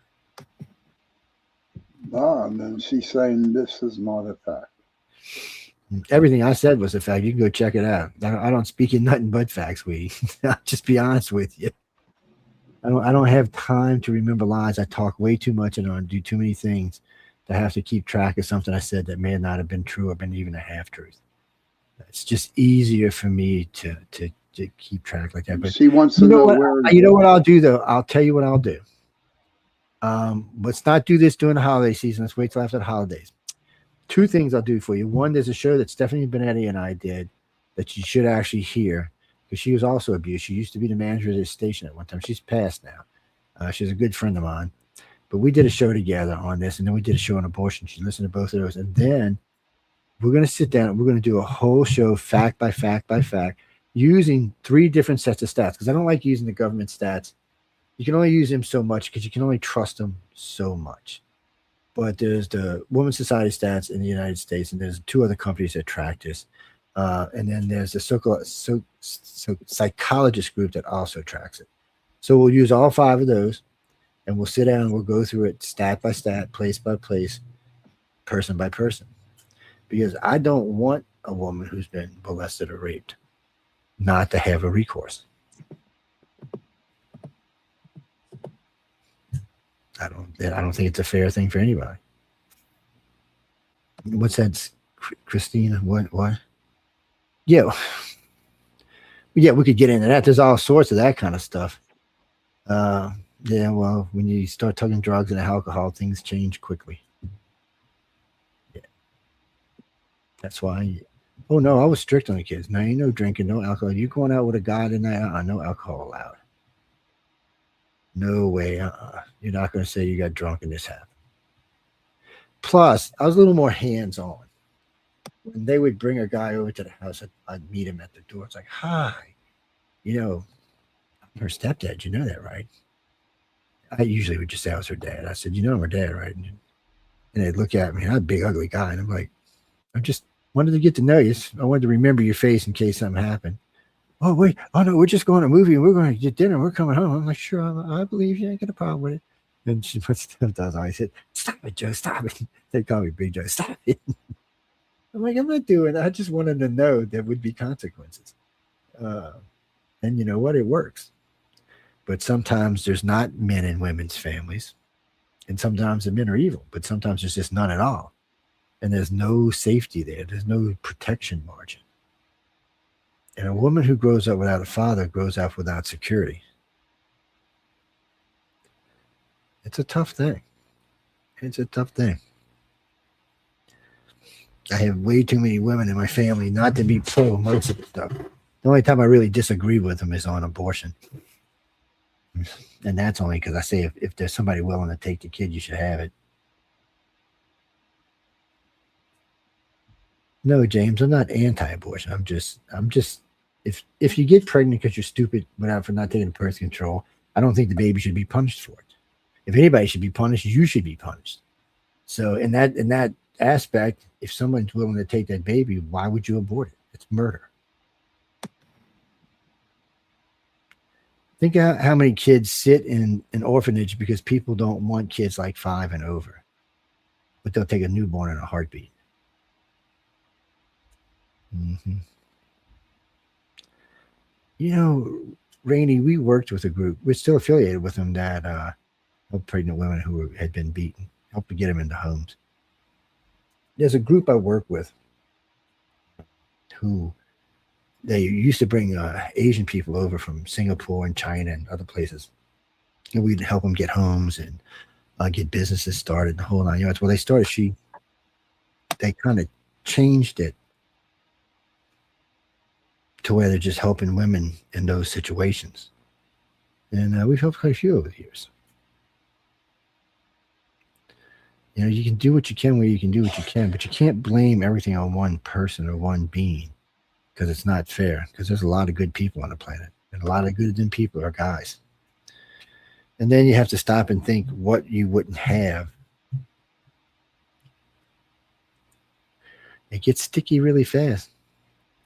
Well, it's like the thing, get rid of the white people, because we only make up not even 1 billion people on the planet, like 908 or something.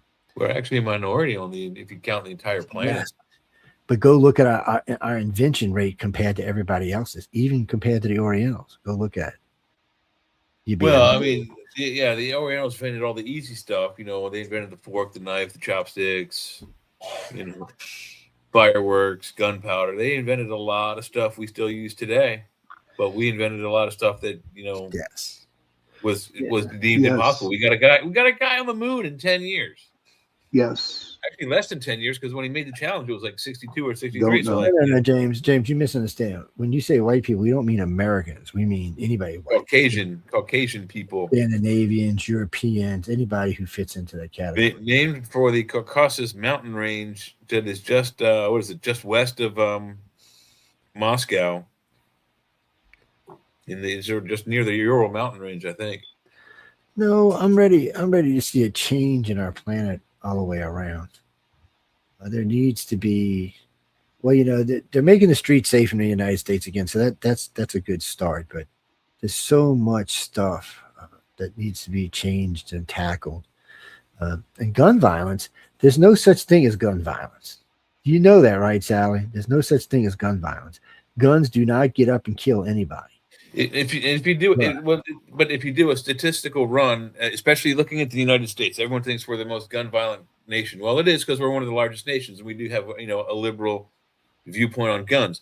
But if you look at the statistics annually, more people are killed by first, number one, knife, and then number two, automobile, and then like number 7 or 8 is handgun fire, and usually that is in gunfights with police. Yeah, they're in the middle of this is a doing good crime one. and trying to escape, and they get killed in the process. You could ban sugar in the United States and save 100,000 times more lives than you would by banning guns completely worldwide.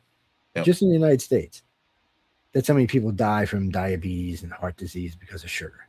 Usually on the list of how people are murdered or killed Well, each year, number one is knives, number two hypocritical. is bludgeon, like a fist or a stick or a hammer, and then number 3 is usually chemicals or a vehicle. And the worst part about cars are not only do they kill more, but they maim on a far greater, like 350% more people are maimed by them. Broken legs, messed up, screwed up. Cars are far more dangerous than guns. I don't see anybody wanting to ban a car. I mean, look, the last 2 or 3 big ones we've seen, like on Bourbon Street, the guy's driving down the middle of Bourbon Street in a freaking truck. At this point, it is. I'm sorry, I'm not laughing. I'm laughing at what Sally wrote. No, I agree with it, because I'll be doing the same thing in just a minute. I'll be eating a Reese's cup while we're talking. But in the end, I usually have a bowl of Mike and Ike's here, but I'm out today. You can't pick one thing and say, okay, this is the problem, because heart disease is the number 1 killer in the United States, followed by cancer.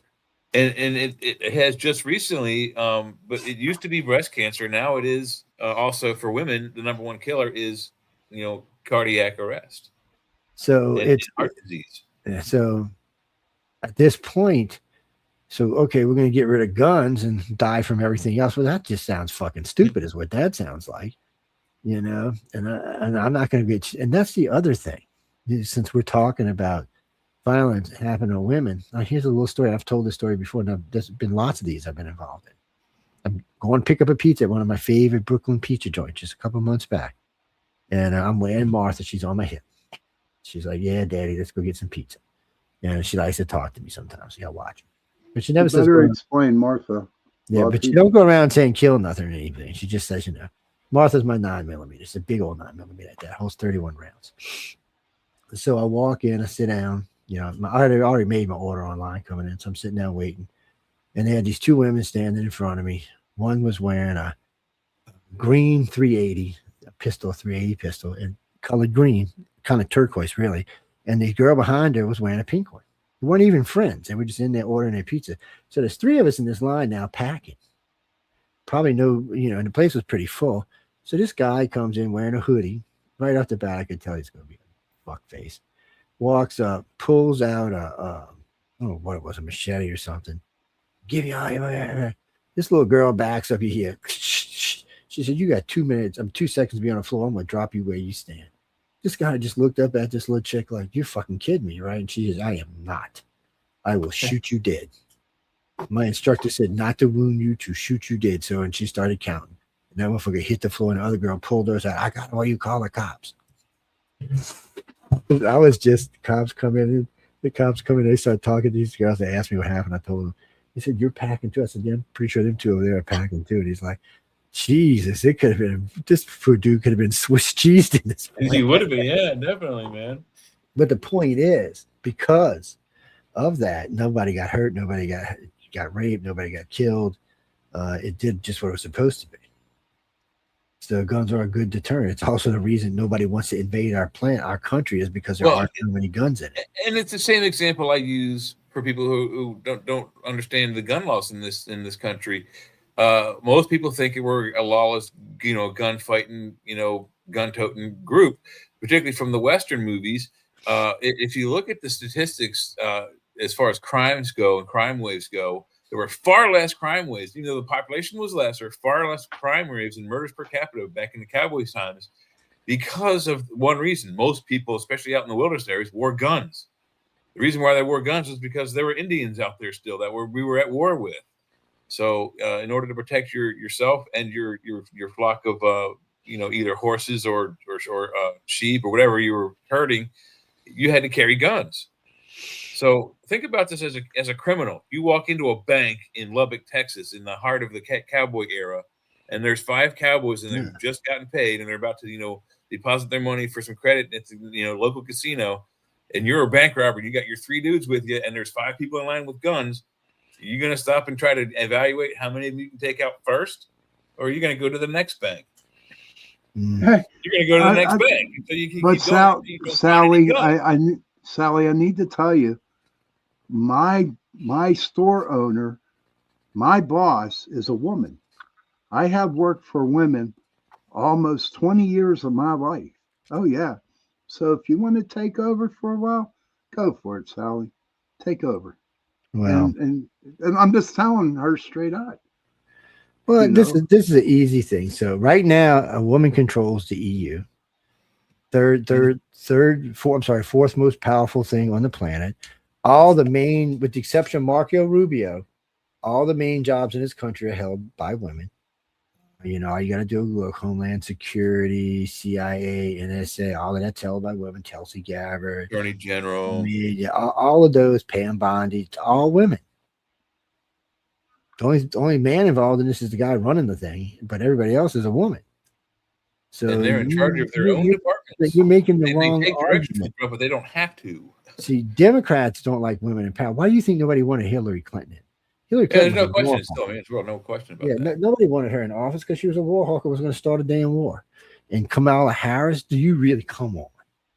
Dude, would you really want to live under Kamala Harris? Even my she would have started a war too, but not because she was aggressive, but because she's such an idiot. Putin would have probably just attacked us outright. I still remember my 2 dogs, my 2 Chihuahuas. I seen her doing a debate, and I come back, and they both got little piggy things on their necks and wrapping up a towel, and they were headed out. They were going back to Chihuahua, Mexico. They said, "Fuck this place." Yep. Man's world.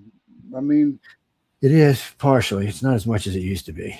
It's much different than it used to be. In the United States, it's not a man's world anymore. All you got to do is look at woke politics, like abortion out of control. Men are going. Well, but also, I mean, if you do like a Forbes thing and do a comparison of men CEOs and versus female CEOs, I bet you find it's almost even field. Not quite. There's still more men, I think, CEOs and companies than there are women, but there are a lot of female owned and operated companies out there, and they're growing, year by year, decade by decade. Number one growth rate for companies in the United States, entrepreneurs, are Black females. Just so you know, it's number one. Well, so see, what you're doing is called discrimination. So you want to discriminate against men. You're blaming today's men for something the men 100 years did. That's wrong. Well, for a woman, that's a really bad attitude. That's what Crockett wants to do. In Texas, if she wins the senatorship, she wants to make it legal that within at least the state of Texas, I don't know if she can do this, make it so that Black people and only Black people don't pay income tax. No, but unfortunately, that's illegal. It's called racism. I think that's way against it. And then, but she wants to do other things of the same nature that are, strictly for the betterment and improvement of Black people, but no one else. Did all that excluding before. others. So that's the kind of people you do not want in government. But she said all that before, and none of that came to be. And getting a House representative spot in a small area in Texas is one thing. Getting a senator spot, that's half the state's got to vote you in. That's what she's going for, though. I know that's what she's going for because her seat's gone. She lost her seat. It's gone. It went bye-bye. And she's got the best chance of winning the primary, but she don't have the best chance of winning the election.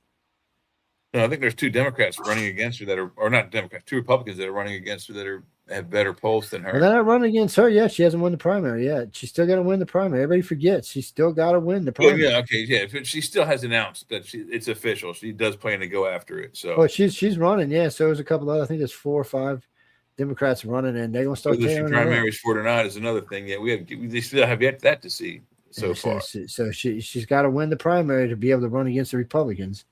And what if they don't primary her? You know what do you mean? It's an open seat. It's a primary automatically. She's not going. She's not an incumbent. She lost her seat. She was a House rep. She's going for the Senate, 2 different houses. She's not that. So the House is the people's, and the Senate's the government's. So Chuck Schumer is a senator, and he used to be a House rep. But Nancy Pelosi's a House rep. That's what Jasmine Crockett was until the other day when she lost a seat in Texas. So now she's nothing, and the only way she can become senator is to run against other Democrats to see if she can run against the Republicans. Mm.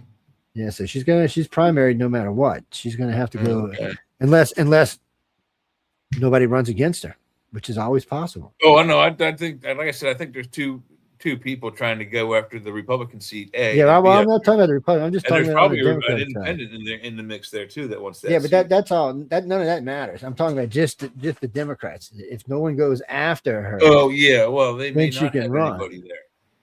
But last I heard, there was at least 3 people running for the Senate seat. Senate seats are coveted seats. They're not like House rep seats. These are 6-year-long seats. Senate gets way more respect than the House. These are as close as you can get to the big seat without being in the big seat. You know what I mean? Yeah, it's pretty close. And in the United States, it's not, like I said, it's not still a man's world in the United States. And it's not really in the EU either. I mean, there's a woman running the damn thing. And Sherry says, I'm a woman, but I always prefer to work with men. They were much more easygoing. Women would backbite and try to walk all over you. Yeah. Now, to be honest, and I'm going to back Sherry up on this here, Sally. If you got a bunch of guys working with a woman or 2 women, those guys will back up those women before. I mean, they're the most protected people wherever they're working at, and that's the truth. Where I work at, we protect our women. We protect them. That's what we do at my store. A bunch of women CEOs got themselves in trouble recently for doing things like blacks did. So when a black gets in charge, a lot of times they'll hire all black underlings, which, by the way, is not illegal in the United States because of affirmative action. But it is illegal if you're a white woman or a woman. It is illegal. So you can't hire someone based on their sexual origin. So the girl who's running Yahoo, some guy applied who was much more qualified than anybody she had on the board, but she only had 12 women. She ended up getting sued and having to dish out a shitload of money. So, women have to practice what they preach. You want equality, you have to give equality. I'll tell you a true story. I used to work for a grocery store, Giant Eagle, and Dave Shapiro ran the whole company almost with a bunch of others. But as he retired, his daughter stepped in, got rid of all the people who knew what they were doing. She got rid of all the men and brought all women in to take their place. And what happened was Giant Eagle went down the pooper. She destroyed that company. Her dad had to come back out of retirement just to, get Giant Eagle back to where they were. And what they did after that, the board at Giant Eagle, they just got rid of her. I mean, she just completely let go of the men and some women who knew what the hell they were doing, because that store was a big ass store and they made lots of money and it was a good store. But when she got in, she got rid of all them and put all women in that did not know what they were doing. And it's the truth. and It happens a And lot. it It just doesn't happen destroyed just it. with women. Yeah, I mean, to make the point too more in depth, but the Great Indoors was a company that was a Sears company that was the wives of the CEOs of Sears Roebuck Company wanted to have something to do, so they had this idea they ran across their husbands to make this Great Indoors store, which is like a home improvement center, but high end. And they had these ideas for wide aisles and not like a warehouse like Home Depot, but a place where you could buy appliances and home decor and televisions and all that kind of stuff. So, like a Walmart, but higher end. The problem is that Home Depot had already started one called Home Expo, and it was also to compete with that. Home Depot's Expo didn't last as long as Home Depot, or as long as Great Indoors rather, but it collapsed very soon. It only lasted, I think, 10 years because I don't know what the management was, but when I was asked to move up in ranks, I said, okay, as long as I'm not going to be, at the top of the pay scale, you guys know something. Well, you keep on asking me to be a supervisor. I want it. Give me the $12 an hour.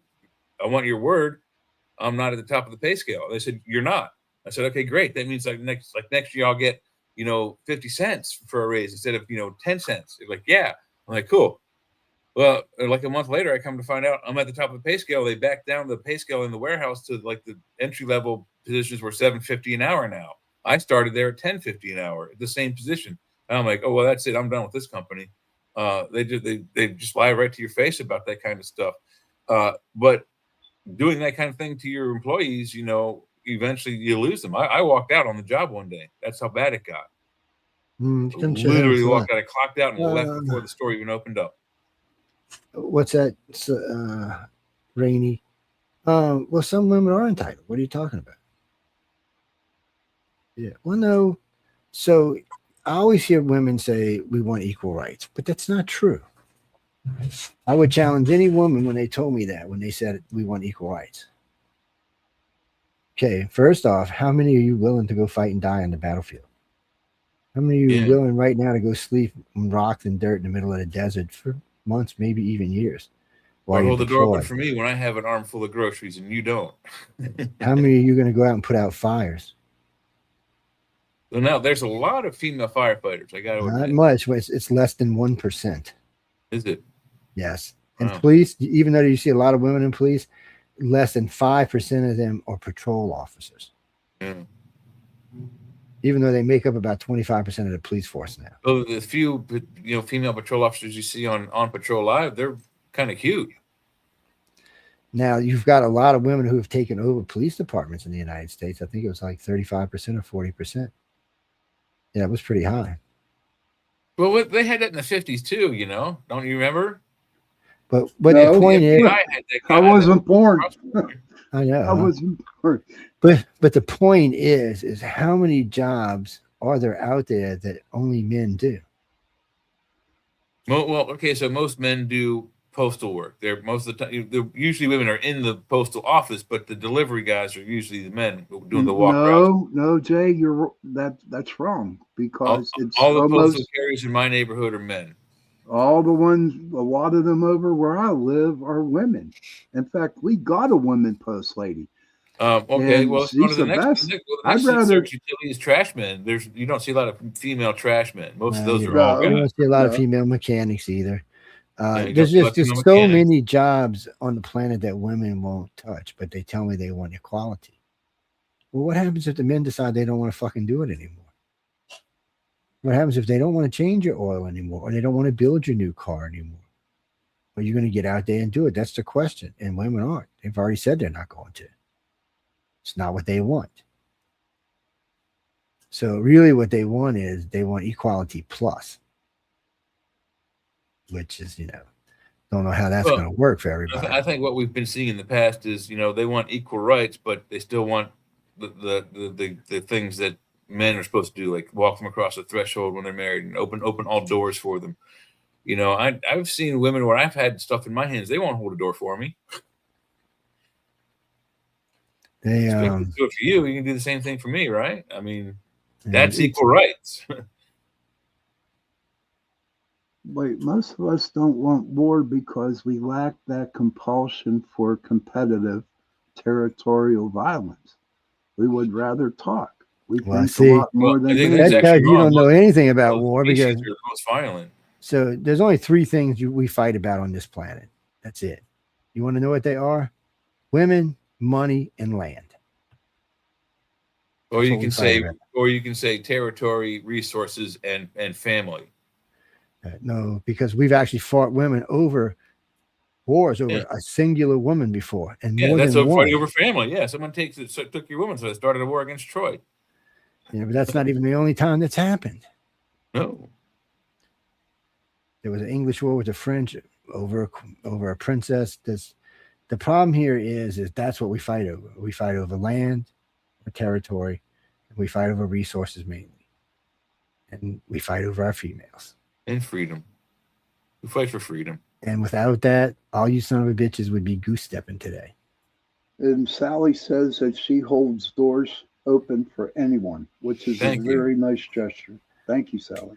Well, I got some boys from down in South America that used to run drugs that said they want to make a new life in the United States. You gonna let them come stay with you?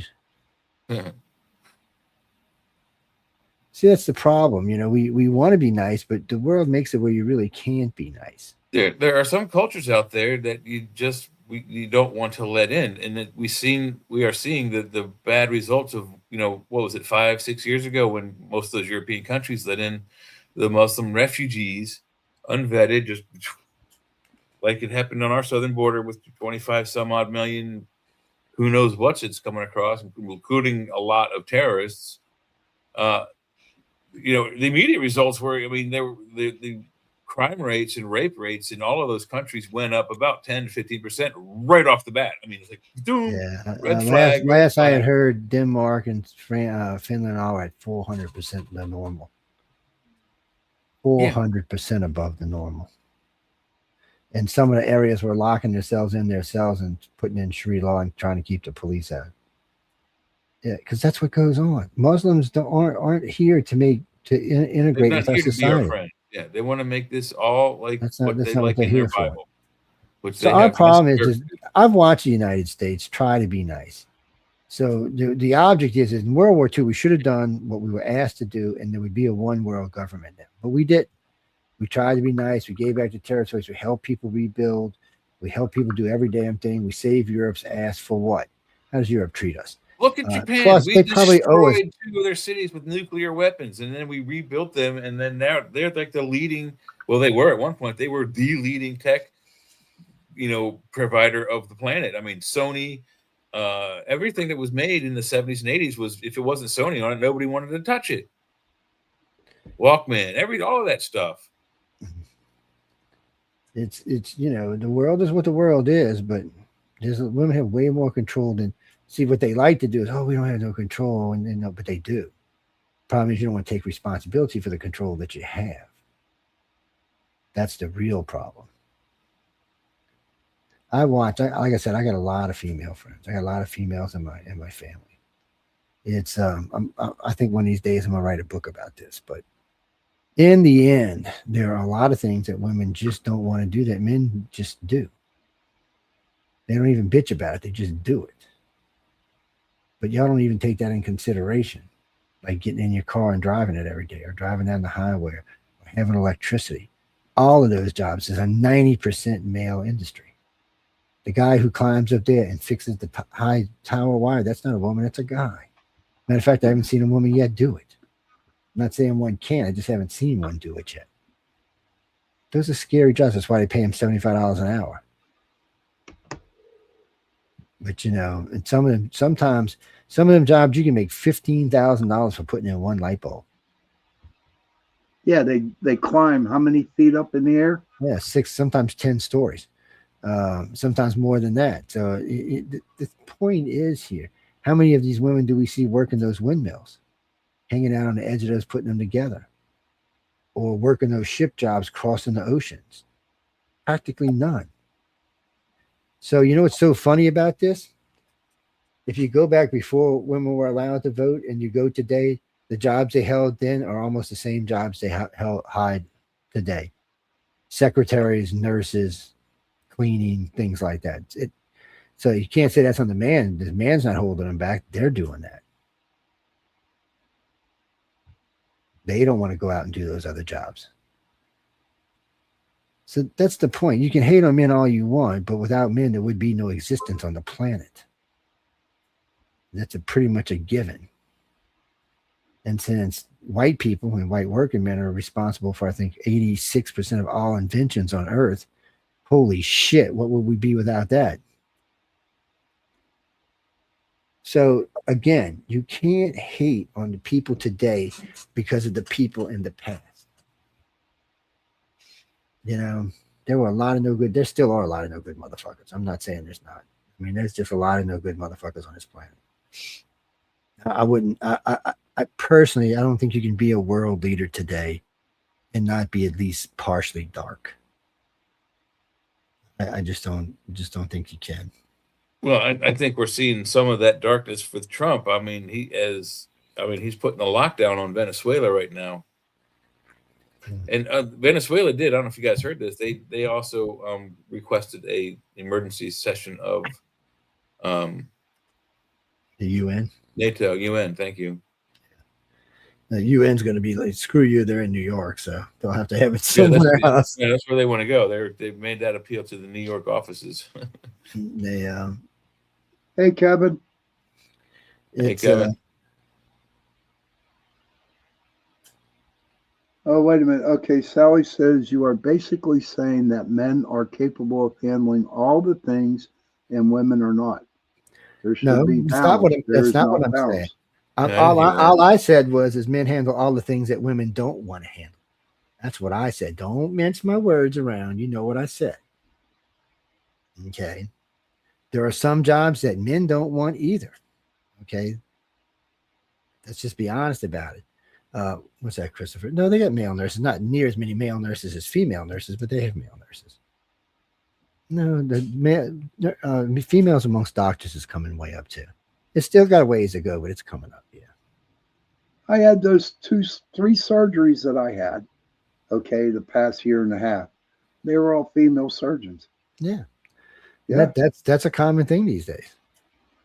It's I have a female my urologist is she's not a doctor, she's a PA, she's a physician's assistant. So, but she's like, you know, she's able to just prescribe medicine. She's one step below. I don't know if she's going to get to the next step, but they call them the lady who did my arthroscope. She was also female, so yeah, nothing wrong with lady doctors. Yeah, my doctor's a female. My doctor's actually more gentle. My doctor is a Hispanic female, like that. More gentle. Mine's from Norway. So it's not. You know, it's. I think what happens is people get caught in these old world thoughts, but the world's moving on. It's moving past a lot of this stuff. Yeah, it's just moving on, and there will be a woman president. Probably not a Democrat because all they keep putting up is idiots. But yeah, I would vote for. Look, if Condoleezza ran, I'd vote for her tomorrow. Most of the country would vote for her. She just don't want to be president of the United States. I don't think she's interested. I don't think she ever will be. No. I don't think she could even be coerced to come back as even a cabinet member. You know, I think she's that far out of it. You said she was pretty adamant about she had enough government after it was over with. Yeah, I think she's done with that scene. That I'm sure she made some pretty big enemies. Yeah, we need a country. First off, right now the U.S. is more balanced than any country on the planet when it comes to male, female businesses, and Europe's nowhere near us. And no one's. Look at it this way: we're double, maybe even triple where Europe is in blacks, Hispanics, and women businesses, and that's over Europe. And just think about this: Europe is 4 or 5 times ahead of the rest of the world. So where does that put America? It puts us in 4 or 5 times ahead of the world as far as what, though, Joe? I mean, because all right, so you want to say cuisine? I got you on that. You want to say no. We're not art, maybe okay. We're talking on ratios of blacks, whites, Hispanics, and females in businesses in our country. Oh, I see. Nobody even comes close. Yeah. Okay. Yeah. No other country even comes as close as the United States. So there's more opportunities here for females and blacks than there is anywhere else in the world. And that's one of the reasons why 25 million of them cross our fucking borders. The problem is I'm with Trump on this. Why do we always have to take the riffraff? Why can't we have some of the good ones? Why don't we Yeah. make special programs for the people who come here that are talented? We Well, used to. didn't he do that already with the Trump Gold Card? You pay $1 million and Oh, no, I'm not talking about that. You're not I'm automatically talking, in, no, but you I'm get not talking about that. fast I'm talking track about to- people who come here to go to school and turn out to be really brilliant. We want to keep those people. We want to have incentives to keep them in the United States. Yes. Okay. But when all you got is bums coming in with who are dealing fentanyl, we don't want them. If all you know is drug dealing, it's highly unlikely you're going to learn anything else at this age. Yeah. Yeah, absolutely. I mean, look, the easy money is the ticket. If you grow up in that drug trade kind of thing, you're not going to want to change because it's so damn stupid easy. And by the But way, even the little Sally, guy makes a lot of money, And by the way, Sally, I agree with you. There should be a way better balance than what there is, but it's trying to straighten itself out. What happened was you started seeing a real big influx of women. Then all of a sudden, somehow or another, we got those crazy lefty, blue-headed, screaming women, and the country freaked out on them. The liberal women did more harm to women than anything else has in the last 75 years. I mean, when you get up there and stand up there, you should say shit like, "Oh, well, you should be able to abort a baby up to full term." Really? That's murder. yeah, it's murder. Right? Oh, Absolutely. well, if she's 3 years old and she wants to be a little boy, that's not a problem. Or he's 3 years old, he wants to be a That's little girl. child That's abuse. bullshit. Yeah. All right, most kids are not even going to understand what sex is until they go through puberty, not before. Yeah, and I mean, literally, I mean, let's. I mean, I'll bet if you were able to even do a valid poll, how many children actually come up to their parents at the age of 3, 4, 5, 6 years old and go, I feel like a woman, I feel like a man. And they have no idea. And if they do say it, they're just repeating it from something they heard probably on television. Yeah. So, and then we found a lot of these, well, we'll say this politely, these lesbian women were forcing their sons into being trans. I remember that. And there's been more than 100 cases of this in our country. Yeah. And then you can't do nothing in the United States until you're 18 or 21, depending on what we're talking about, right? You can't even buy fucking cigarettes. You can't have any kind of surgeries without your parents' permission, but yet you can transgender from a boy or girl or boy when you're 5 or 6 or 7 without parents' consent. My fucking ass. Yeah. It's true. It's true, Sally. She says, I have never heard anyone say they support gender surgery in children or late-term abortion. What do you mean? It was one of the things the freaking Democrats were running on. Yeah, oh, absolutely. Not all of the states, but a few of them. One of the states had a stipulation that they were actually it was in effect until Trump turned it off. They could abort up to a week after the baby was born. That's not an abortion. If the baby passes through the vaginal canal alive, that's a baby. And since we're talking about all of this, where's men's rights when it comes to abortions or babies? Sally says, go ahead. She wants to know, do you know anybody personally? With what? I did that. That's had abortions? Yes, I did. Yes, abortions, yes, but have done that, no. Late-term abortion, no. I don't know anyone who's done that. Oh, well, I know 2 people who've had abortions at 6 months, and I know one who's had it at 7. I know one girl who's had 7 abortions. I know another one that's had 5. One of my biggest bitches about abortions has always been the same thing. It should not be allowed to be used as fucking birth control, because it's not. Bottom line is, if you're too stupid to keep yourself safe from getting someone pregnant or getting pregnant, you shouldn't be having fucking sex in the first place. Nobody wants you to reproduce if you're that dumb. Really. Yeah. I managed to go through. And I think part of the reason why we have abortion in the first place is from the 50s. Is there was the 50s was the beginning of the rock and roll era. A lot of teen pregnancies. It shocked the parents over the time, and so they wanted a solution, a resolution. And the resolution was either birth control through abortion or birth control through pills. They didn't have the birth control pill yet back then. I can say women's eggs are the problem. I mean, that goes both ways, sweetheart. You can't say that. That was just a dummy one to say. But in the end, a child should not be aborted if someone's willing to take it. And if you abort a child when somebody's willing to take it, it's murder. Because if I walk up and punch you in the stomach while you're pregnant and that child aborts, I'm going to prison.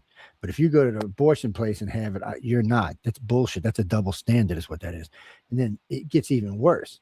So if somebody gets pregnant, said, "Well, Joe, you got me pregnant. I got to pay child support, even though I don't want the fucking kid. I still got to pay child support." Right. Why couldn't I have chose for you to abort it? And if you said no, I didn't have to pay child support. Where's my rights in all of this? And you get pregnant, you want to have an abortion, half my fucking kid. Where's my rights? Why do you get to decide what's going to happen to our child? That's bullshit. And since men and most of the time are going to be taking on the parental responsibilities of taking care of the child, really, they should have much more of a say in this. Yeah, and think about it. Years ago, Sally says no one should have to go through pregnancy or childbirth if they don't want to. But many years ago, before there was abortion and birth control and that other kind of thing, there was no other way to stop childbirth. So when it happened and you weren't married and that kind of thing, it was a stigma. I mean, people, the only way they could stop it was, like Joe said, punch them in the stomach till the baby died. I still want to know what gives you the right to murder my baby.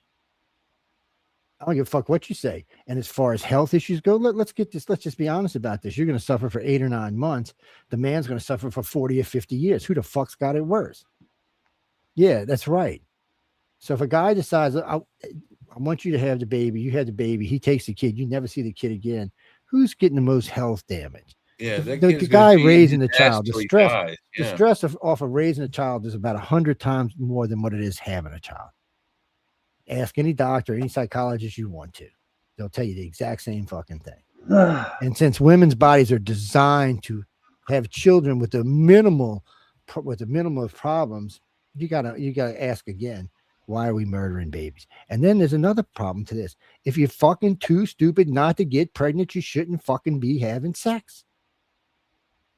I love you, Sally. Look, I slept with a lot of women. I didn't get any of them pregnant except for my wife. Same here, Joe. So yeah, you ain't gonna tell me that it's all on the guy. You know what, Sally? When my wife was pregnant with my son, it was I understand what she was going through, but she did not understand what I was going through mentally. You do not know. It was terrible. It was bad. It was really bad. It doesn't matter. It's my body. That child inside of yours is not yours. It's not your body. You may be carrying it, but it ain't your body. So you're sitting here telling me about your body, but you're not taking in consideration that child's body. So you're a fucking hypocrite is what you're saying, right? Is that what you're telling me? Because that's what you are. I mean, that's what it comes down to. If you're going to tell me about your body, then you have to take into consideration the child's body that you're going to try to destroy. It's not that's the other part of the argument. People can't agree on when life very begins. similar to a parasite. That's what the abortion people try to use, but it's not. It doesn't follow the definition of a parasite. So it's a useless argument, and it doesn't matter if the father has to pay when he doesn't want to have the baby. Then he should have a say in what goes on with the pregnancy. Yeah, or they should change the law. And there's a big push for this law to be changed because a lot of guys feel like it's being abused or they're being trapped. We talk about this all the time on this and other shows on the network. That what people don't take into account when there's a pregnancy involved, there are 3 lives involved: the parents and the new zygote or whatever it is. No one can agree when life begins on that. Some say as soon as conception happens. Some say it's 3 months in, whatever. The fact is that the process begins. Let's do it like we do for animals. The life process has begun. So I say that's when life begins. So doctors say when you're talking about an animal, not a human, another kind of animal, life begins at the first heartbeat. So why would it be different for humans? Yeah, no one can agree on when life begins. Oh no, they agree. They agreed. No, the doctors agree totally on when. But not all the states agree. No, listen. They're not listening. All the doctors agree on when life starts for animals. At the first heartbeat. Right. What they forget is we are a fucking animal. Right. So it's at the first heartbeat. So then they want to try to argue themselves out of it, but they can't. Once that baby has that heartbeat inside that woman, it's a human being.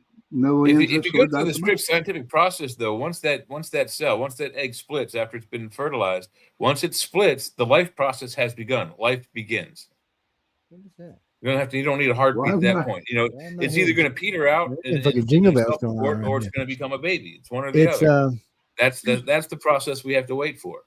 Sally, Well, here's the deal. with Sally, I all would young just men say, out there Sally, now. don't have sex. Is all I can tell you. Just don't have You know, sex. You'll be much seriously, better off. Sal. These are, Be you a know, monk. there's a Go be lot a of young monk. kids out there. There's a lot of kids out there, Sally, at 20, 22, 23. They don't want children.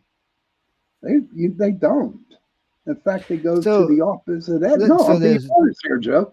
They go to the opposite end so they don't have to get the woman no, pregnant. but this tells you something about our country. So there's 3 countries in the world where they have male contraception. All right, it's a thing they spike into your arm. Do you know in all 3 of those countries, birth rate drops so low it scared them? Yeah. Right. That's how much more religiously men will take their birth control than women will, because most men figure that it's a way to get trapped.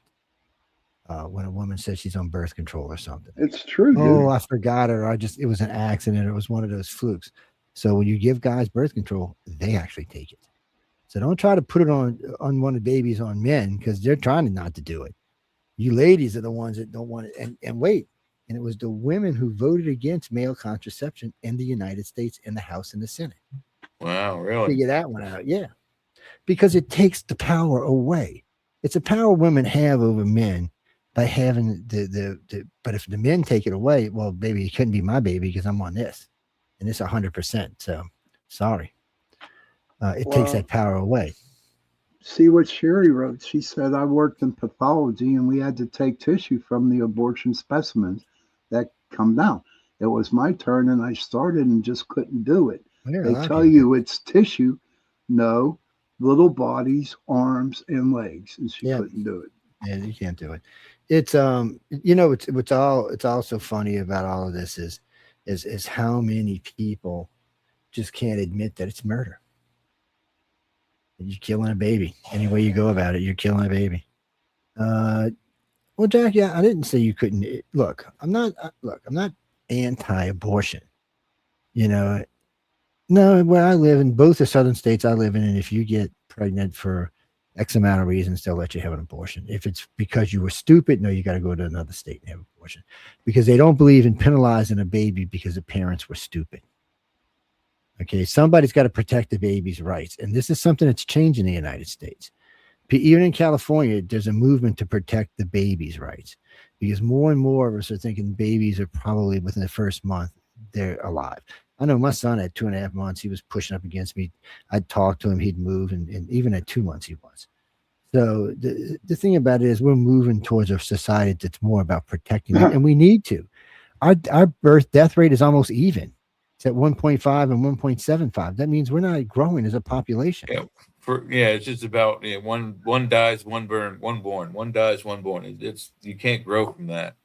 And I don't know how anybody can justify killing 1 million babies a year. And that's just here. Let's do it worldwide. We're 10 million babies a year, 20 million babies a year. Who the fuck? I mean, if that was going on in a country somewhere, we consider a genocide and wipe the whole fucking population out. But yet, because we're doing it on the guise of what? We're too lazy to wear a condom or to take birth control? I don't think so.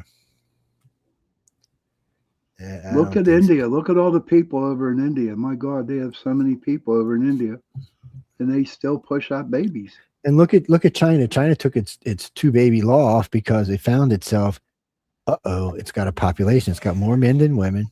And you would think it's only like 4%. Well, it's a big population. That's so first off, their baby boomer population is about 700 million people. That's half their population. Then their children population is half of that. So, and then they've got about 300 million people breeding age that can have children, but only half of them are females. Actually, less than half of them are females. So their birth rate's actually a little lower than the United States. So if they keep on their rate in less than 100 years, they'll have less people than we do. Well, and there are 3 countries in Southeast Asia that are advertising they'll pay American men to come and marry their women and have children, and at least 4 countries in Europe and Asia. Not Southeast Asia, but like near Russia. What? That was a thing that came up the other day. What is the most wanted men in the world? And even though the United States keeps getting put it as hated country, white Americans are the #1 wanted men in the world. there are more than, I think there's more than 40 countries you can go to and either get money or land or title or even women. Damn, that's bad when other countries want to give you their women. They can away from their own men. That's just sad. Sally, you know what? Just like Joe said, when China, they had the 2 baby Vasectomies are dangerous, man. You can cause harm there. The safest way is to allow male birth control in the United States like they have in other countries. The shit in Germany has been out for 10 years. It has it has virtually no side effects to men. And men are willing to take it so women don't have to take that nasty. Look, I understand why you bitches don't want to take birth control. I've had to live with several females in the same house on birth control going through their periods. It is not a fun experience for any guy. I know pregnancy. Even when they're not on birth control, going through their period isn't fun. Pregnancy is dangerous. I'm not saying it's not, even though your body's designed for that. And we've been doing it for 100 million years or so. You still, and the pregnancy rate is a little, what is it? 1 in 10. Now you got to worry about a 1 in 8. It's actually up in the United States, dangerous birth for some reason. But yeah, the infancy thing in the United States is up a little bit. Infancy deaths, I'm sorry. But I agree. All of that is dangerous. So the best way to present it is let men get on birth control and we won't have this problem. And but she's coming back. She's coming back and saying, well, have men get vasectomies. No, because vasectomy is dangerous. Just like it's a surgery. You don't have to, if you can do it with a pill, it's better. But the thing is, how many American men are going to be as loyal to the pill as men are always going to want it's reversible. Vasectomies are sometimes reversible, sometimes they're not. So a man's going to always want something that's because he might want children in the future. She might want children in the future. But I guarantee you ask any teenage guy if you could give him something so he could go out and hump his little brains out until he was 30 or 40, he'd take that son of a bitch religiously, or he'd get the kind that's in for a month at a time because he wouldn't have to worry about getting anybody pregnant. Guys would love this. I don't understand why they just won't go ahead and do it, because everybody knows that guys, and it's been proven in 3 countries that men will take it more than women will. Because we don't want to take the chance of getting anybody pregnant that we don't want to get pregnant. I wonder how many marriages are out there because somebody did the right thing and had the baby that shouldn't have it. Mm-hmm. Okay. Yes, I do. Fortunately, yes, I do. Yes, I do. It can be I went through it.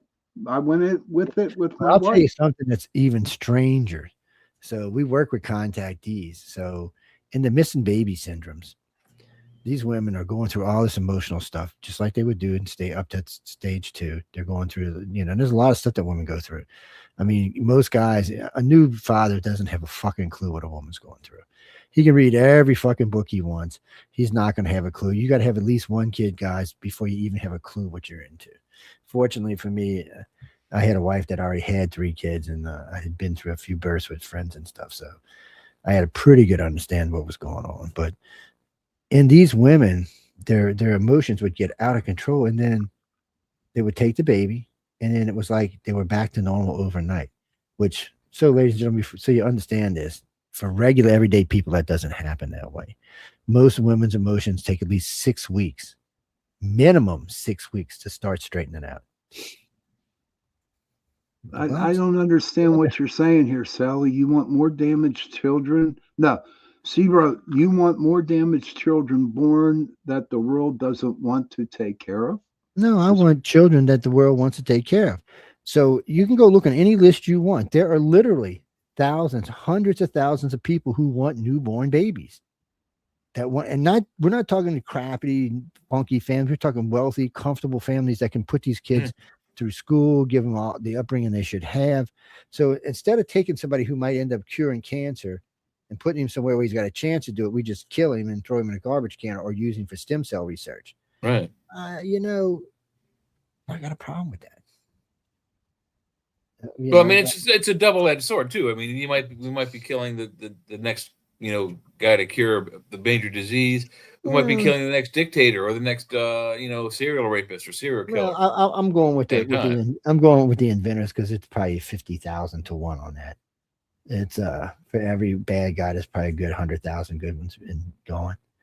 But the statistic is still there. They still still there, and it can happen. You can have Jack the Ripper, and I know that's why some women who get pregnant by rape don't want to have a child.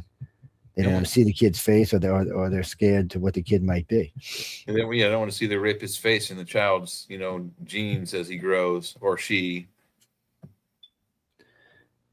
What are you talking about, Stephanie? Well, I guess if you want to say it's God's will, it's God's will. I don't know. I wouldn't be speaking for God. I'm not that brave. I don't speak for God either. He has his own thing, Yeah. So, and y'all say women don't get their way. God's a woman. There's no way God's a man. You can tell just by the shit that goes on in this planet. He's not a man.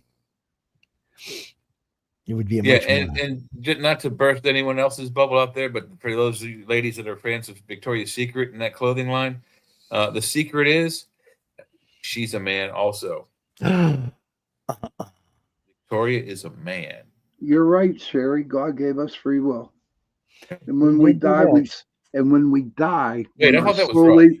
When our soul leaves our body, we still have free will. Yeah. Sally, stop spitting on the floor. Girls aren't supposed to do that now. It's what's that, Jimmy? No, we're gonna go in a little bit now. No, I like Sally. I think Sally's a cool person. We've disagreed before. Yes. Okay. So apparently, some of the listeners are getting the wrong idea here. Okay, you can come on here and talk about anything you want to. Yes, we may give you shit. We'll give you your turn to give us shit, but we will give you shit. Don't be scared. We're not going to be mean. I'm not going to or something like that. No, we do love Sally because she brings up good stuff, and we try to answer. Yes, you can't solve world's problems if you don't talk, people. That's bottom line. That's the truth, man. That is the truth. Everybody that's in this room tonight has different politics, and we're all talking. That's far more than I can say for any of my friends on the Democratic or Republican side at this moment. And Sally says, "Yeah, I still love you guys, and I'm not scared. We would not want to scare you. You shouldn't be scared. No, God no. Unless Sean's pole dancing, then you can be scared. Okay, I give you permission to be scared at that point. Then we can all be scared. I'll be pole dancing tomorrow night, so be careful. What do you mean, Denise? We'll take on any subject on here. The chat's an open subject anyway, so we just got into this topic because that's what it just ended up going there. But I don't know who Mark D'Antonio is. So if you pay attention to the show, you'll notice we're talking a lot of times to the people in chat or in one or the other, either in this chat or in the messenger or somewhere else. But regardless, they're driving the topic, not us.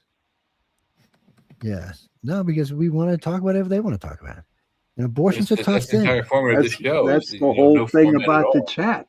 It's the whole thing about the chat. Abortion's a tough subject.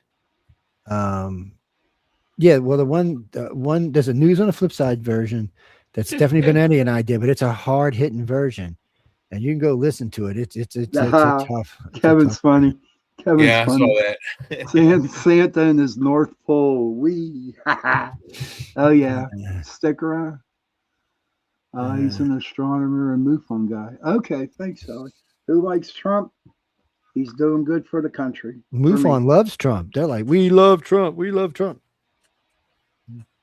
Oh, that's Jack. I don't have anything against Trump.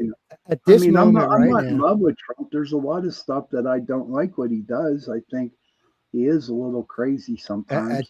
At this point right now, he's what, 12 months in, 11 months in, and he's done more in 11 months than I've seen the last 5 presidents do in 4 years. Yeah, I'm impressed with that. And he did have a good economy. Even though he did some really stupid things his first time around, he did have a good economy, and he did help the military. And think about this. We were losing 3 military people per day under Joe Biden. Now we're gaining 7 a day under Pete Hegseth and Trump. So it's going to be a much stronger, much more powerful military. And it's not going to be the DEI. DEI has no place in anything in our country. Look, I'm all for equality. No, I'm all for equality every day of every day. But get it based on your merit, not based on your skin color or your sexual organs. It's I have never been given a job based on my skin. As a matter of fact, I've lost jobs based on my skin color. But I've never been given a job based on my skin color or sexual organs. I had to work for every job I got, including the one I'm doing right here. It's I'll tell you this. I love Trump. I love a millennial Trump. Like, ooh, baby, how you doing? Melania. You didn't say what Trump. So, ooh, millennial Trump. Yeah. Anyway, let's not get carried away now. Be having nightmares later tonight. Yeah, you are. Yeah, you Waking are. up with Melania with a big orange face staring down at you. That's enough to put anybody in a cardiac, man. Oh yeah, he's getting ready. He should be starting any second now. He's got a All couple of right, 10 Sally. minutes now. Good one. Thank you for popping in, and thank you for the discussion with us. Yeah. We truly Thanks, appreciate Go kick the other Sean in the ass. Tell him what's the matter. Tell with him you, we all brother? settle up. Tell Tell him he's a settle up. conspiracy freak, man. Yeah, you went. Yeah, tell him one of these days we're gonna hijack his show. We're gonna pop in and Take over. Visit him. We got to make sure visit he him gets and a take guest that control night. and hijack his audience. We got to make sure he get a guest that night. No, Yeah. we're going, John. No, we got to get out of here. I keep telling y'all, remind me, and I will put Pal Talk in this computer. Yeah, we can. I don't think. Come on, we got a minute, like 3 minutes ago. You remind me now. Yeah, okay. Oh, Joe, won't you do it now? Yeah, whatever.